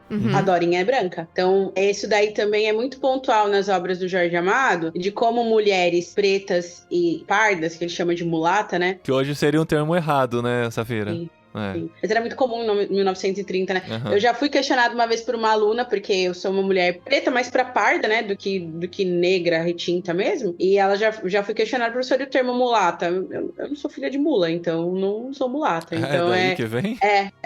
Da mistura de mula. Então, mas é que a gente tem muitos termos ainda que nos acompanham no nosso vocabulário do período da escravidão. Então, esse daí é né? Mesmo Jorge Amado sendo um cara negro, morando no Nordeste, enfim, ele tinha esses termos. Mas esse recorte racial é importante fazer, porque as meninas que eles derrubavam no Areal nunca eram meninas brancas, eram meninas negras ou meninas pardas, né? E isso daí, quando a gente vai fazer um estudo antropológico dessa questão de raça, mulher negra é mais objetificada mesmo. Então eu tenho 32 anos e eu consigo contar nos dedos as vezes que eu fui ter alguma interação dessa de flerte, alguma coisa assim, que eu não fui objetificada, porque é muito comum. E tem, nesse episódio, que a gente vai ouvindo os pensamentos da cabeça do Pedro Bala, tem muito uma fetichização da mulher negra, né? Tem atributos, assim, que ele fala por ela ser negra e como isso o tira do sério, né? Sim. Ele fala, negra quando caminha, mesmo quando não quer, tem a sensualização, né? Sim. Tem um artigo de uma revista que chama Metáfora, né? Que é da galera de letras e vai falar de literatura e tal. E tem um artigo sobre as mulheres, tanto do Machado de Assis e do Jorge Amado, que são contrapontos completamente diferentes. E aí, nesse artigo do Jorge Amado, ele pontua justamente essa questão, não tão claramente como um cara engajado contra o racismo, mas ele vai trazer essas nuances, assim, porque as mulheres negras e pardas, a Gabriela, por exemplo, era uma mulher parda, uma mulher mulata, né? No livro todo ele vai chamá-la de mulata, mas a Gabriela era extremamente objetificada, e ele é um cara que vai trazer isso aí como uma crítica social forte. Então, toda vez que se retrata mulheres pardas ou negras, é nessa sensação de objetificação. Então, é muito fácil para o Pedro Bala, que não objetifica uma mulher branca, quando a Dorinha chega, ele conseguir percebê-la como uma menina, e não como uma mulher digna de ser estuprada, porque era assim que eles enxergavam as negrinhas do Areal. Mas você nunca vê um relato, assim,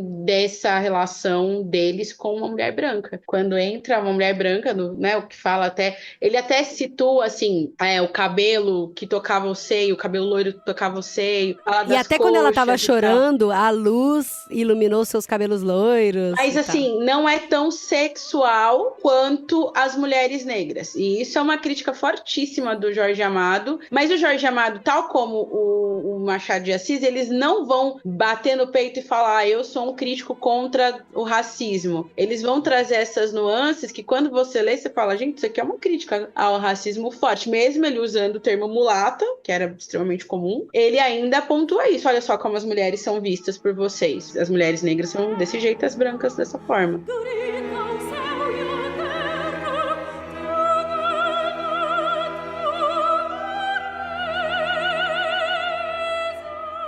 Bom, e aí a gente acompanha a vida do Pedro Bala também, né? Assim como a gente contou a história do Sem Pernas, do Pirulito e do Boa Vida, que tá lá também, e tantos outros meninos do Trapiche, a história do professor, tem também a história do Pedro Bala, né? Fala um pouco sobre o pai dele e tal, e de como ele tem esse relacionamento com a Dorinha, né? Ele acaba se envolvendo emocionalmente com a Dorinha também. E acontece que tem um episódio, tem um capítulo do livro, em que o Pedro Bala, ele vai parar no reformatório. E aí isso faz um link com o começo do livro, onde tem uma mãe que denuncia, e a mãe fala, né, que os meninos, eles, quando param no reformatório, piora mais ainda, porque os meninos ficam cheios de ódio, e aí piora muito mais. Então... Mas o delegado, durante o julgamento do Pedro Bala, fala, é por isso que chama reformatório, é pra reformar a criança, ela sair de lá diferente, né? Sai reformada, né?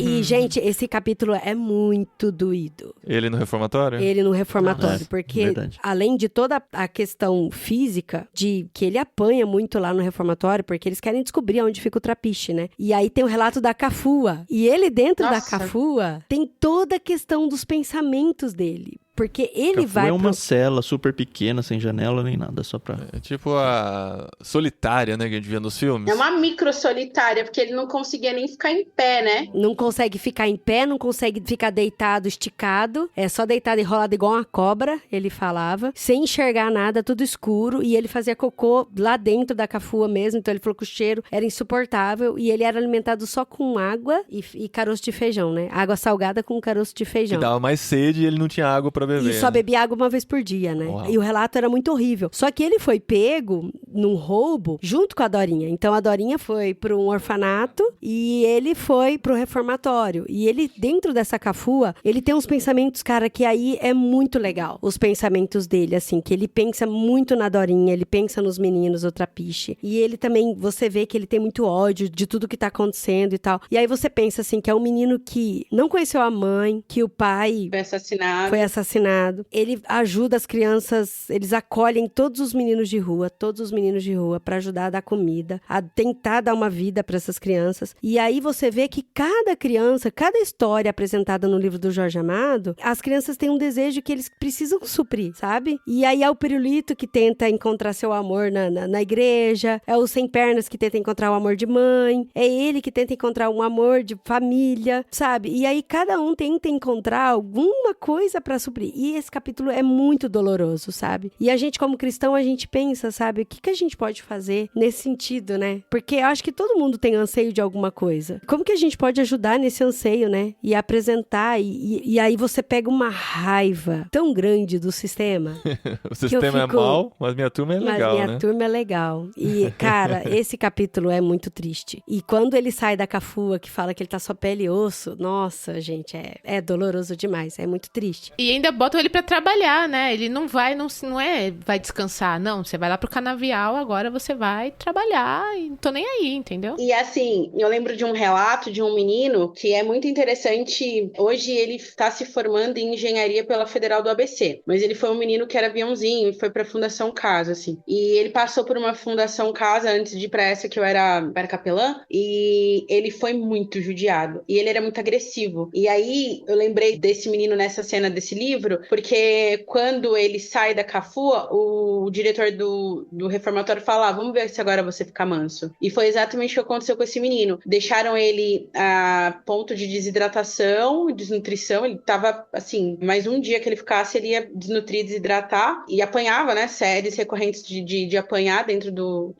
dessa solitária. E quando ele saiu, que ele foi liberado, o diretor da Fundação Casa, né, perguntou pra ele assim, vamos ver se agora você obedece, gente. Porque ele sempre era muito agressivo, né? E aí ele contava pra mim assim, que ele chamava a gente de senhora lá. Ele falava, senhora, tudo que eu queria na minha vida era sair de lá pra voltar e matar ele. O livro fala muito disso, né? É, era o desejo dele. Inclusive, o Pedro Bala, ele pensa em entrar no bando do Lampião pra voltar lá e matar ele. Pá, como é que ele vai reagir quando ele vê ele chegar com vários cangaceiros e aí ele pensa, eu vou matar ele primeiro. Não, eu vou pôr ele na Cafua, fazer ele passar por isso, depois eu mato. Então, o quanto é improdutivo, né? Quanto o Jorge Amado quer mostrar que esse reformatório era improdutivo, assim. Ao invés de criar uma situação para que o menino realmente... Não, ele cria uma situação para que o menino crie ódio. E aí é o famoso cabeça vazia, oficina do diabo. Gente, foi muito oficina do diabo essa cabeça. Sim. Porque ele só conseguia sentir ódio e pensar em planos de como ele ia matar esse cara. E ele tinha 17 anos ali, mais ou menos, né? Adolescente. E, gente, a gente é muito reativo quando é adolescente. Quantas vezes você não ficou... Eu sou até hoje, assim. Eu fico remoendo raiva por muitos dias. E aí eu fico pensando em coisas que eu poderia fazer hoje. Com a maturidade, eu penso menos, oro mais. Mas quando eu era adolescente, eu queria me vingar. Cara, imagina a situação desse menino. Negligenciado a vida inteira. Ele é negligenciado pela igreja, ele é negligenciado pelo sistema, ele é negligenciado pela polícia. Tem um episódio lá do começo, falando do Pedro Bala ainda, né? Mais pro começo do livro, quando ele vai pegar o Ogum de volta, né? Que ele é... A polícia a dona Aninha, né? A polícia apreende o Ogum, porque, né, o candomblé era ilegal no Brasil. Como que ele tenta entrar na polícia? Pede uma guarita pra dormir. Não, como o Pedro Bala, ele fala que é filho de um cara que trabalhava no mar e quer entrar, e a polícia faz o que o tempo todo o Jorge Amado quer mostrar que a polícia faz com esses meninos. Ele afugenta ao invés de acolher. Lá seria um lugar seguro. Agora vamos pensar, ele era um capitão da areia, mas se ele fosse de fato um menino que tá perdido e a polícia, que é um órgão que é pra proteger esses meninos, afugenta num dia de chuva, tava chovendo, ele sozinho, abandonado, e a polícia afugenta ele. E aí ele vai e faz o que ele sabia fazer. Tipo, ele finge que vai roubar alguém e fala pro policial: eu fiz isso pra você me botar pra dentro. Aí você percebe que ele é negligenciado por todas as esferas. Aí quando ele vai preso nesse reformatório, ele ainda passa por essa violência. Então, assim, a violência atrás de violência. É óbvio que a cabeça desse menino vai ser só ódio, né? Vai ser desejo de vingar. E quando você ouve é ótimo, né? Ouve os pensamentos, você lê os pensamentos dele na cabeça dele, você fica meio que junto, né? Quero mais que volte mesmo. Quero tomar que ele volte com esses cangaceiros, assim. Depois você fala, não, isso aí é errado. Mas é tão triste você ler isso que você torce. É aquilo que o Tan tava falando no começo, né? Você torce pelo menino pra voltar lá e fazer um furo na cabeça, que ele quer fazer um punhal no coração do... Você fala, tomara que faça mesmo. Depois você fala, não, isso que funciona, né? Isso é bandido, isso é errado, eu tenho que rever isso, eu não posso torcer pro bandido.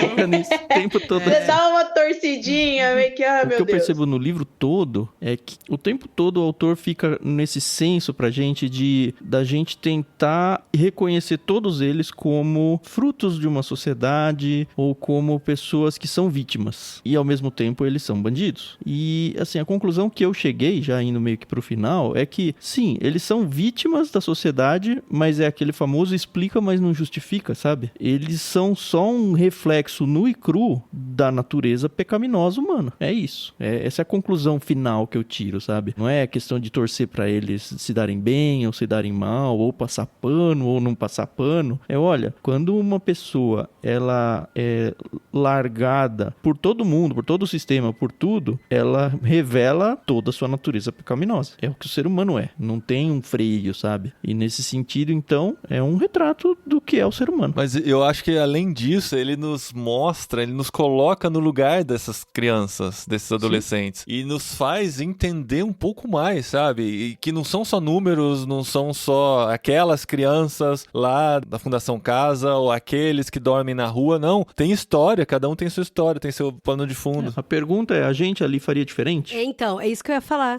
É a gente... Provavelmente não. É a gente nu e cru, É Cristo que vai salvar a gente de viver uma situação dessa se a gente for depreciado pela sociedade do jeito que eles foram, como acontece com o pirulito. Porque a única coisa que diferencia a gente é que nós tivemos alguém que nos deu um norte para onde ir. Uhum. Porque a nossa natureza é essa mesmo. E tanto que aí, indo pro final, né, do livro, e indo também um pouco pro final da história do Pedro Bala, e é interessante porque o livro, ele faz o fechamento da história de cada menino, né, que passou por ali. Dos principais, pelo menos. Né? E tiveram histórias ali que, cara, que rasgou meu coração. O Volta Seca mesmo, que ele faz com a vida dele, sabe? E podia ser muito diferente. E eu sempre fico, podia ser muito diferente a vida dos Sem Pernas, podia ser muito diferente a vida de todos eles, sabe? Podia ter sido diferente a vida da Dorinha. Eu senti falta da conclusão da história do Zé Fuinha, né? Zé Fuinha ele entra sumiu, né? como eu simples senti também. figurante, Ele virou um capitão, né? Tá lá nos Capitães da Areia. Da Areia, no meio dos outros anônimos anônimos, né, que estavam por lá. Aí o Pedro Bala, ele entende que ele precisa ser um capitão da areia muito maior, né? Capitão dos capitães, né? E que a desigualdade é muito ruim, o sistema é muito ruim, essa questão de classes. A greve era proibida na época, né? O direito de greve que a gente tem hoje não existia na época. Assim como o direito a culto e tal, né? Então, ele colocou o peito aberto lá pra lutar por isso. Isso que ele entendeu, que a luta dele era muito maior, né? Do que só ali dentro dos Capitães da Areia. E até uma coisa que a gente falou, né? Por que alguns Capitães da Areia não tentaram mudar o seu destino? Porque eu acho que eles ainda não estavam prontos pra abençoar a ir embora deles, né? E conforme eles foram crescendo, os Capitães da Areia entenderam, não, acho que terminou o tempo do pirulito aqui, terminou o tempo do professor aqui. E meio que tinha E meio que abençoaram eles mesmo pra ir embora, uma idade né? limite, né? Ele falava, quando eu tiver 19, eu vou ter que sair. Então parece que tinha uma lei assim. O Boa Vida era o... A partir daí... Era o que tinha direito de voltar pra dormir no trapiche. Né? Com algumas exceções. Mas eles sabiam que uma hora eles tinham que tomar uma decisão na vida. E é interessante que quando fala, né, da luta do Pedro Bala, que é muito maior que aquilo, eu penso, e a gente nesse papel, né? O que a gente faz pra mudar a vida dos Capitães da Areia, né? E é aquilo que o Tan falou, desse pecado, né? Dessa natureza ali nua e crua, exposta. E o que a gente pode fazer também, até com os nossos filhos, com os adolescentes que estão próximo da gente, com os jovens que a gente encontra na rua, e de pouquinho mesmo, sabe? Igual o padre. Por isso que eu falei no começo do programa, acho que todos nós temos que ser um pouco padre. De tentar mudar a vida das pessoas e levar o amor de Deus e tentar de verdade, assim, sabe? Genuinamente, sem manipular, né? E talvez você resgate só um. Exatamente. E talvez você seja chamado de comunista, né? Essa discussão do padre comunista eu achei sensacional, cara. Porque você falou de cuidar do pobre, você falou de cuidar dos desfavorecidos, você é esquerdista, comunista. Essas suas ideias soviéticas, né? Que o padre fala. Ideias soviéticas. Mas o que é muito legal dessa conclusão, assim, que ela é triste e bonita ao mesmo tempo, o final, é que algumas vidas foram transformadas ali pela intersecção do padre, da dona Aninha e do querido de Deus, sim, do capoeirista, né? Que você percebe que em algum momento dá um estalo nesses meninos e eles percebem que eles têm um caminho diferente. E é muito essa coisa do que te influencia, porque o Volta Seca, o destino que ele toma é pelo sofrimento que ele viveu num determinado momento. É o que ele sempre buscou também. Por mais que seja um sonho torto, era o sonho dele. Era o sonho dele. E quando ele vive esse sofrimento e ele busca, porque era ali, no destino que ele segue, que ele via a resposta para aquele sofrimento, para acabar aquele sofrimento não só dele, mas de todo mundo que era parecido com ele. A gente como igreja, e essa é sempre uma tecla que eu bato com quem convive comigo, a gente como igreja, quais as respostas que a gente tem dado para a dor humana, para a dor dos que estão ao nosso redor? Porque tem gente dando resposta. Essa resposta do Volta Seca era uma resposta. Não é a resposta que a gente gostaria que ele encontrasse, mas era uma resposta. Então, será que nós não temos respostas para as dores que esses meninos estão vivendo? A gente tem, cara, a gente tem sim. E é interessante ver que, por exemplo, o Pedro Bala, já na fase ali mais adulta dele, quando ele se refere ao padre, ele até fala, né, o que o padre falava não gerava nada. Não era pra mim, Bala. né? Mas ao mesmo tempo, ele via o padre, ele tinha muito carinho pelo padre como uma pessoa boa. Então, às vezes, a igreja, ela não se conecta mesmo com algumas pessoas, mas esse papel da pessoa ver, pô, ali é um lugar que eu poderia estar, porque chega uma hora da história que os meninos já estão muito familiarizados, confiam no padre, né, e tem um carinho ali por ele. Então, acho que às vezes a gente precisa ser, a gente precisa ser essa resposta aí, das pessoas olharem e falar, poxa, ali eu tenho acolhimento, eu tenho carinho, porque muito me intriga, né, se essas mulheres não entenderam de misericórdia, né, será que a gente tem entendido de misericórdia para com essas pessoas? Porque realmente o que o Tan falou assim, explica, mas não justifica. Não justifica, mas era o que eles tinham como regra, como o óculos que eles enxergavam o mundo. Eu cresci numa família cristã, eu não consigo me imaginar vivendo em outra atmosfera que não seja a que os meus pais me criaram. Então, quando, por exemplo, eu escuto criança falava que tinha 6, 7 anos, estava dançando Boquinha da Garrafa do El Chan, eu acho muito estranho, porque a gente ouvia Boquinha da Garrafa no vizinho, não na minha casa, sabe? Na minha casa era Aline Barros, Criança Diante do Trono. Então esse é o óculos que eu enxergava o mundo. E achei até interessante que eu lembrei agora do filho mais velho do Simval, o Pedro, quando ele era pequenininho, tinha uns 4 anos, 5 anos, ele foi no mercado e perguntou pro caixa que instrumento ele tocava na igreja, porque na cabeça dele, todo mundo era crente e tocava no louvor. E ele tinha 4 anos, né? Porque foi a forma de mundo que Pedro foi criado. Então ele achava que era... E esses meninos não foram... Essa era a forma de mundo que eles foram criados. Violência, abuso, a cabeça deles, eles não tinham nem maturidade pra fazer o que eles faziam. Iam pra prostitutas, né? Tão pequenininhos, cara. Neurologicamente o cérebro deles nem estava pronto pra fazer o que eles faziam. Era um instinto de sobrevivência. Ou era aquilo, ou era morte, né? Não, e além de tudo, ainda passaram por uma epidemia de varíola, né? E assim... A bexiga, né? A bexiga. E assim, é interessante perceber como eles lidam com a morte dentro do Trapiche. Era comum, era cotidiano. Eles nem sofrem assim, né? Eu acho essa história... Eu até falei pra Adri quando ela falou, acabei o livro. Eu falei, esse livro é lindo, é forte... E é triste, porque o que deixa ele mais triste é que isso aconteceu em 1930, esse livro, mas a gente tá quase 100 anos depois dessa obra publicada, vivendo coisas muito parecidas ainda. Se a gente for investigar, eu não sei qual bolha, né, quem tá ouvindo vive, assim, mas a bolha que eu vivo é recorrente a essas histórias, assim. Os meus alunos, a gente tá lendo Quarto de Despejo, e eles estão muito em choque com aquilo acontecer. E aí, teve uma vez, numa das discussões que nós estávamos tendo, o Quarto de Despejo é o diário de uma favelada. Então, a Carolina Maria de Jesus morava na favela do Canindé e ela escreve ali o que ela vivia. E os meninos da minha turma entram em choque com a forma que eles são tratados e tal. E aí eles falam, professora, mas não tinha motivo. Eu falo, não tem, nunca tem motivo, mas acontece. E eles falam, mas isso foi escrito há 1900 e pouco, né? Faz muito tempo. Ainda é desse jeito? Eu falo, é desse jeito pra pior, né? Porque a bolha dos meus alunos é tão bolha que outro dia meu aluno perguntou que era gueto, que ele nunca tinha ouvido falar na palavra gueto. Eu falei, gente, não ouviu Ivete Sangalo? Festa no gueto? É outra geração.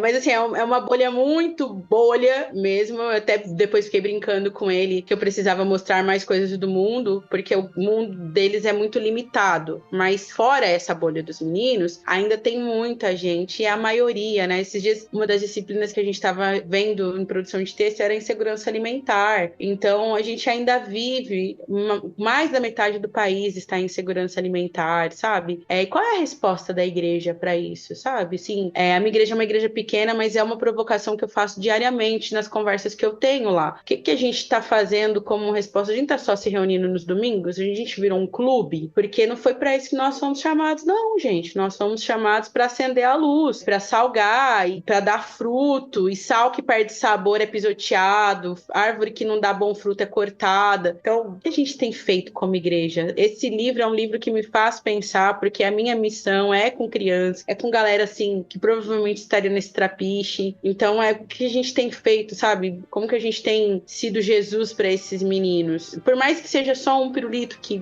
vai ter uma redenção, né? Muito bom, gente. É um livro que nos convida a nos mover, né? A fazer alguma coisa, tomar alguma atitude. É muito difícil você passar por ele inerte. Quer dizer, pode acontecer, claro. Você pode ler como uma história qualquer, mas tem que ser muito insensível para não se identificar de alguma maneira com parte da solução. Às vezes você não vai se identificar com a realidade deles, porque você não viveu nada parecido na sua vida, mas como uma parte dessa solução, o que a gente pode fazer e como que a gente pode gerar alguma diferença, né? Um livro tão importante que a gente levou tanto tempo para ler, mas tá aí, conseguimos. E é bom deixar o alerta, gente. É um livro que vão ter cenas de estupro, vão ter cenas de violência que para pessoas mais sensíveis ou para pessoas que já passaram por situações parecidas podem ser gatilhos. Então tem que tomar muito cuidado, tá? Mesmo para crianças, assim, não é legal. É complicado alguma idade aí. 16 anos, classificação indicativa. 16 anos. Pelo menos 16 anos, né? Pro vestibular, eu já fiquei assim, nossa, o pessoal lendo isso pro vestibular, que delicado, né? Mas eu lembrei de outras cenas parecidas que eu li nessa época também pro vestibular. A gente leu Luiz de Azevedo, meu amor, pro vestibular. Mas é isso, né, gente? Pra cumprir a promessa de fazer em menos de 2 horas, não cumprimos. Falando editado, talvez tenha menos de 2, mas de gravação já passamos de 2. Chico Bala vai ter que ser o Chico Flash pra dar conta dessa edição. Mas eu vou fazer uma coisa, assim, surgiu na minha mente enquanto a Safira falava, e eu vou pedir que a Safira sugira um livro da literatura brasileira para lermos no segundo semestre aqui no Literário. Safira, você tem uma chance romance. Livro triste não, Safira. Um livro que vai nos deixar... Tadinha, assim, pode ter liberdade pra escolher o que quiser. Um livro que vai nos deixar, assim, tão... Iracema. Deus me livre, eu não faria isso com vocês. Um livro que nunca. vai nos deixar, assim, tão envolvidos como nos deixou Capitães da Areia, Safira. Que você tem lido com seus alunos. Nossa, tem tanta coisa legal. Deixa eu pensar assim, de última hora. Assim, Se né? você fosse pra uma ilha deserta e pudesse levar só Eu levaria o Machado de Assis, a gente já falou dele aqui. Machado de Assis. Que não seja Machado de Assis. Gente. E o 15, O que é o 15? da Raquel de Queiroz. Chama 15? 15, chama? O 15. O 15, cara, nunca ouvi falar. Peraí. Mostra pra nós aí na câmera. O 15, Raquel de Queiroz. Tá bom. Deixa eu ver a lombada. Deixa eu ver a grossura do livro. De boa. Perto de... Metade do Capitães da Areia. Não, beleza. A gente compra quando estiver no Brasil. Ó. E traz pra ler no segundo semestre. Me ajuda a comprar aí, Safira, procurar em sebo. Já reserva pra nós. Tá bom. Fechou, e não vamos esquecer. Coloca aí na Raquel de Queiroz. o nota 15. mental. Raquel de Vou Queiroz. estar lendo no avião, hein? Próximo livro, Paulinho, vai anunciar? Aí o próximo livro, que assim, vai ser uma quebra total, né, do que a gente fez até agora. A gente vai pra fora do Brasil e vai pra outro gênero. Mais uma sugestão do Tan. Vocês já mandaram ele no clube, Tan? Não mandamos e eu também nunca li. E vou entrar nesse livro igual eu entrei no Capitães da Areia. Não sei absolutamente nada. Eu acabei de descobrir que não é um romance, são vários contos. Pra vocês verem o nível de conhecimento. Então conta pra nós qual é o livro que a gente vai ler. É o Eu, Robô, do Asimov. Pensei que era do Will Smith, né? Não, o robô do Will Smith, não. É do Asimov. É, Isaac Isaac falar. Smith, gente. Do Smith. Isaac Asimov. Eu, Robô são 9 contos sobre inteligência artificial e, enfim, o assunto pelo menos tá no hype, É o né? pai da inteligência artificial, né? O Isaac Asimov. É o pai As leis da robótica, pelo menos na ficção científica, foram criadas por ele e referenciadas até hoje. Então vamos descobrir Isaac Asimov no próximo literário. Teremos leitura coletiva dele lá no Discord, então se você não faz parte, vai pra lá, bit.ly/leitura coletiva. A gente vai deixar, como sempre, aí link de compra do livro pra vocês lerem com a gente e daqui a um mês a gente volta pra falar sobre ele. É um livro um pouquinho mais longo, viu, Paulinho? Ele tem, deixa eu ver aqui, 300 páginas, 310 páginas. Beleza, Tá meizinho. bom. Esse aqui tinha 296. Aí, fechou, vai ser igual. Fechou, então esse é o livro do literário do mês que vem. O Clube Ictus tem notícias, tem informações pra Solta o dar. plantão. Mas vocês vão ter que esperar mais uma semana, porque vai ser na semana que vem que vai entrar um editorial no feed do Clube Ictus. Então, se você não assina o feed do Clube Ictus, vai lá, procura já no seu agregador de podcast. Procura por Ictus Podcast, né? Ictus Podcast, não é o Clube Ictus, Isso. é o Ictus Podcast. Todas as informações estarão lá, mas você continua ouvindo os podcasts aí e as novidades você vai saber na semana que vem pra gente não deixar esse programa maior ainda. Isso, só escreva Ictus direito, senão você vai achar aí nada. É ICHTHUS. Muito bom. Valeu, gente. Obrigado pela companhia. Obrigado pro pessoal que tava aqui no Zoom acompanhando, principalmente o Giovanni, que esteve aqui o tempo todo comentando. Que fofo, gente. Esteve do começo ao fim. E a Safira, né? Safira sempre Maravilhosa. abrilhantando. Quando a gente voltar pra falar do 15, eu sou de Piracicaba, então eu vou falar do 15. Caixa era de fósforo e carcanhar de grilo, é isso? E a gente volta no segundo semestre aqui pra falar de mais literatura brasileira, uma autora brasileira aqui no Literário.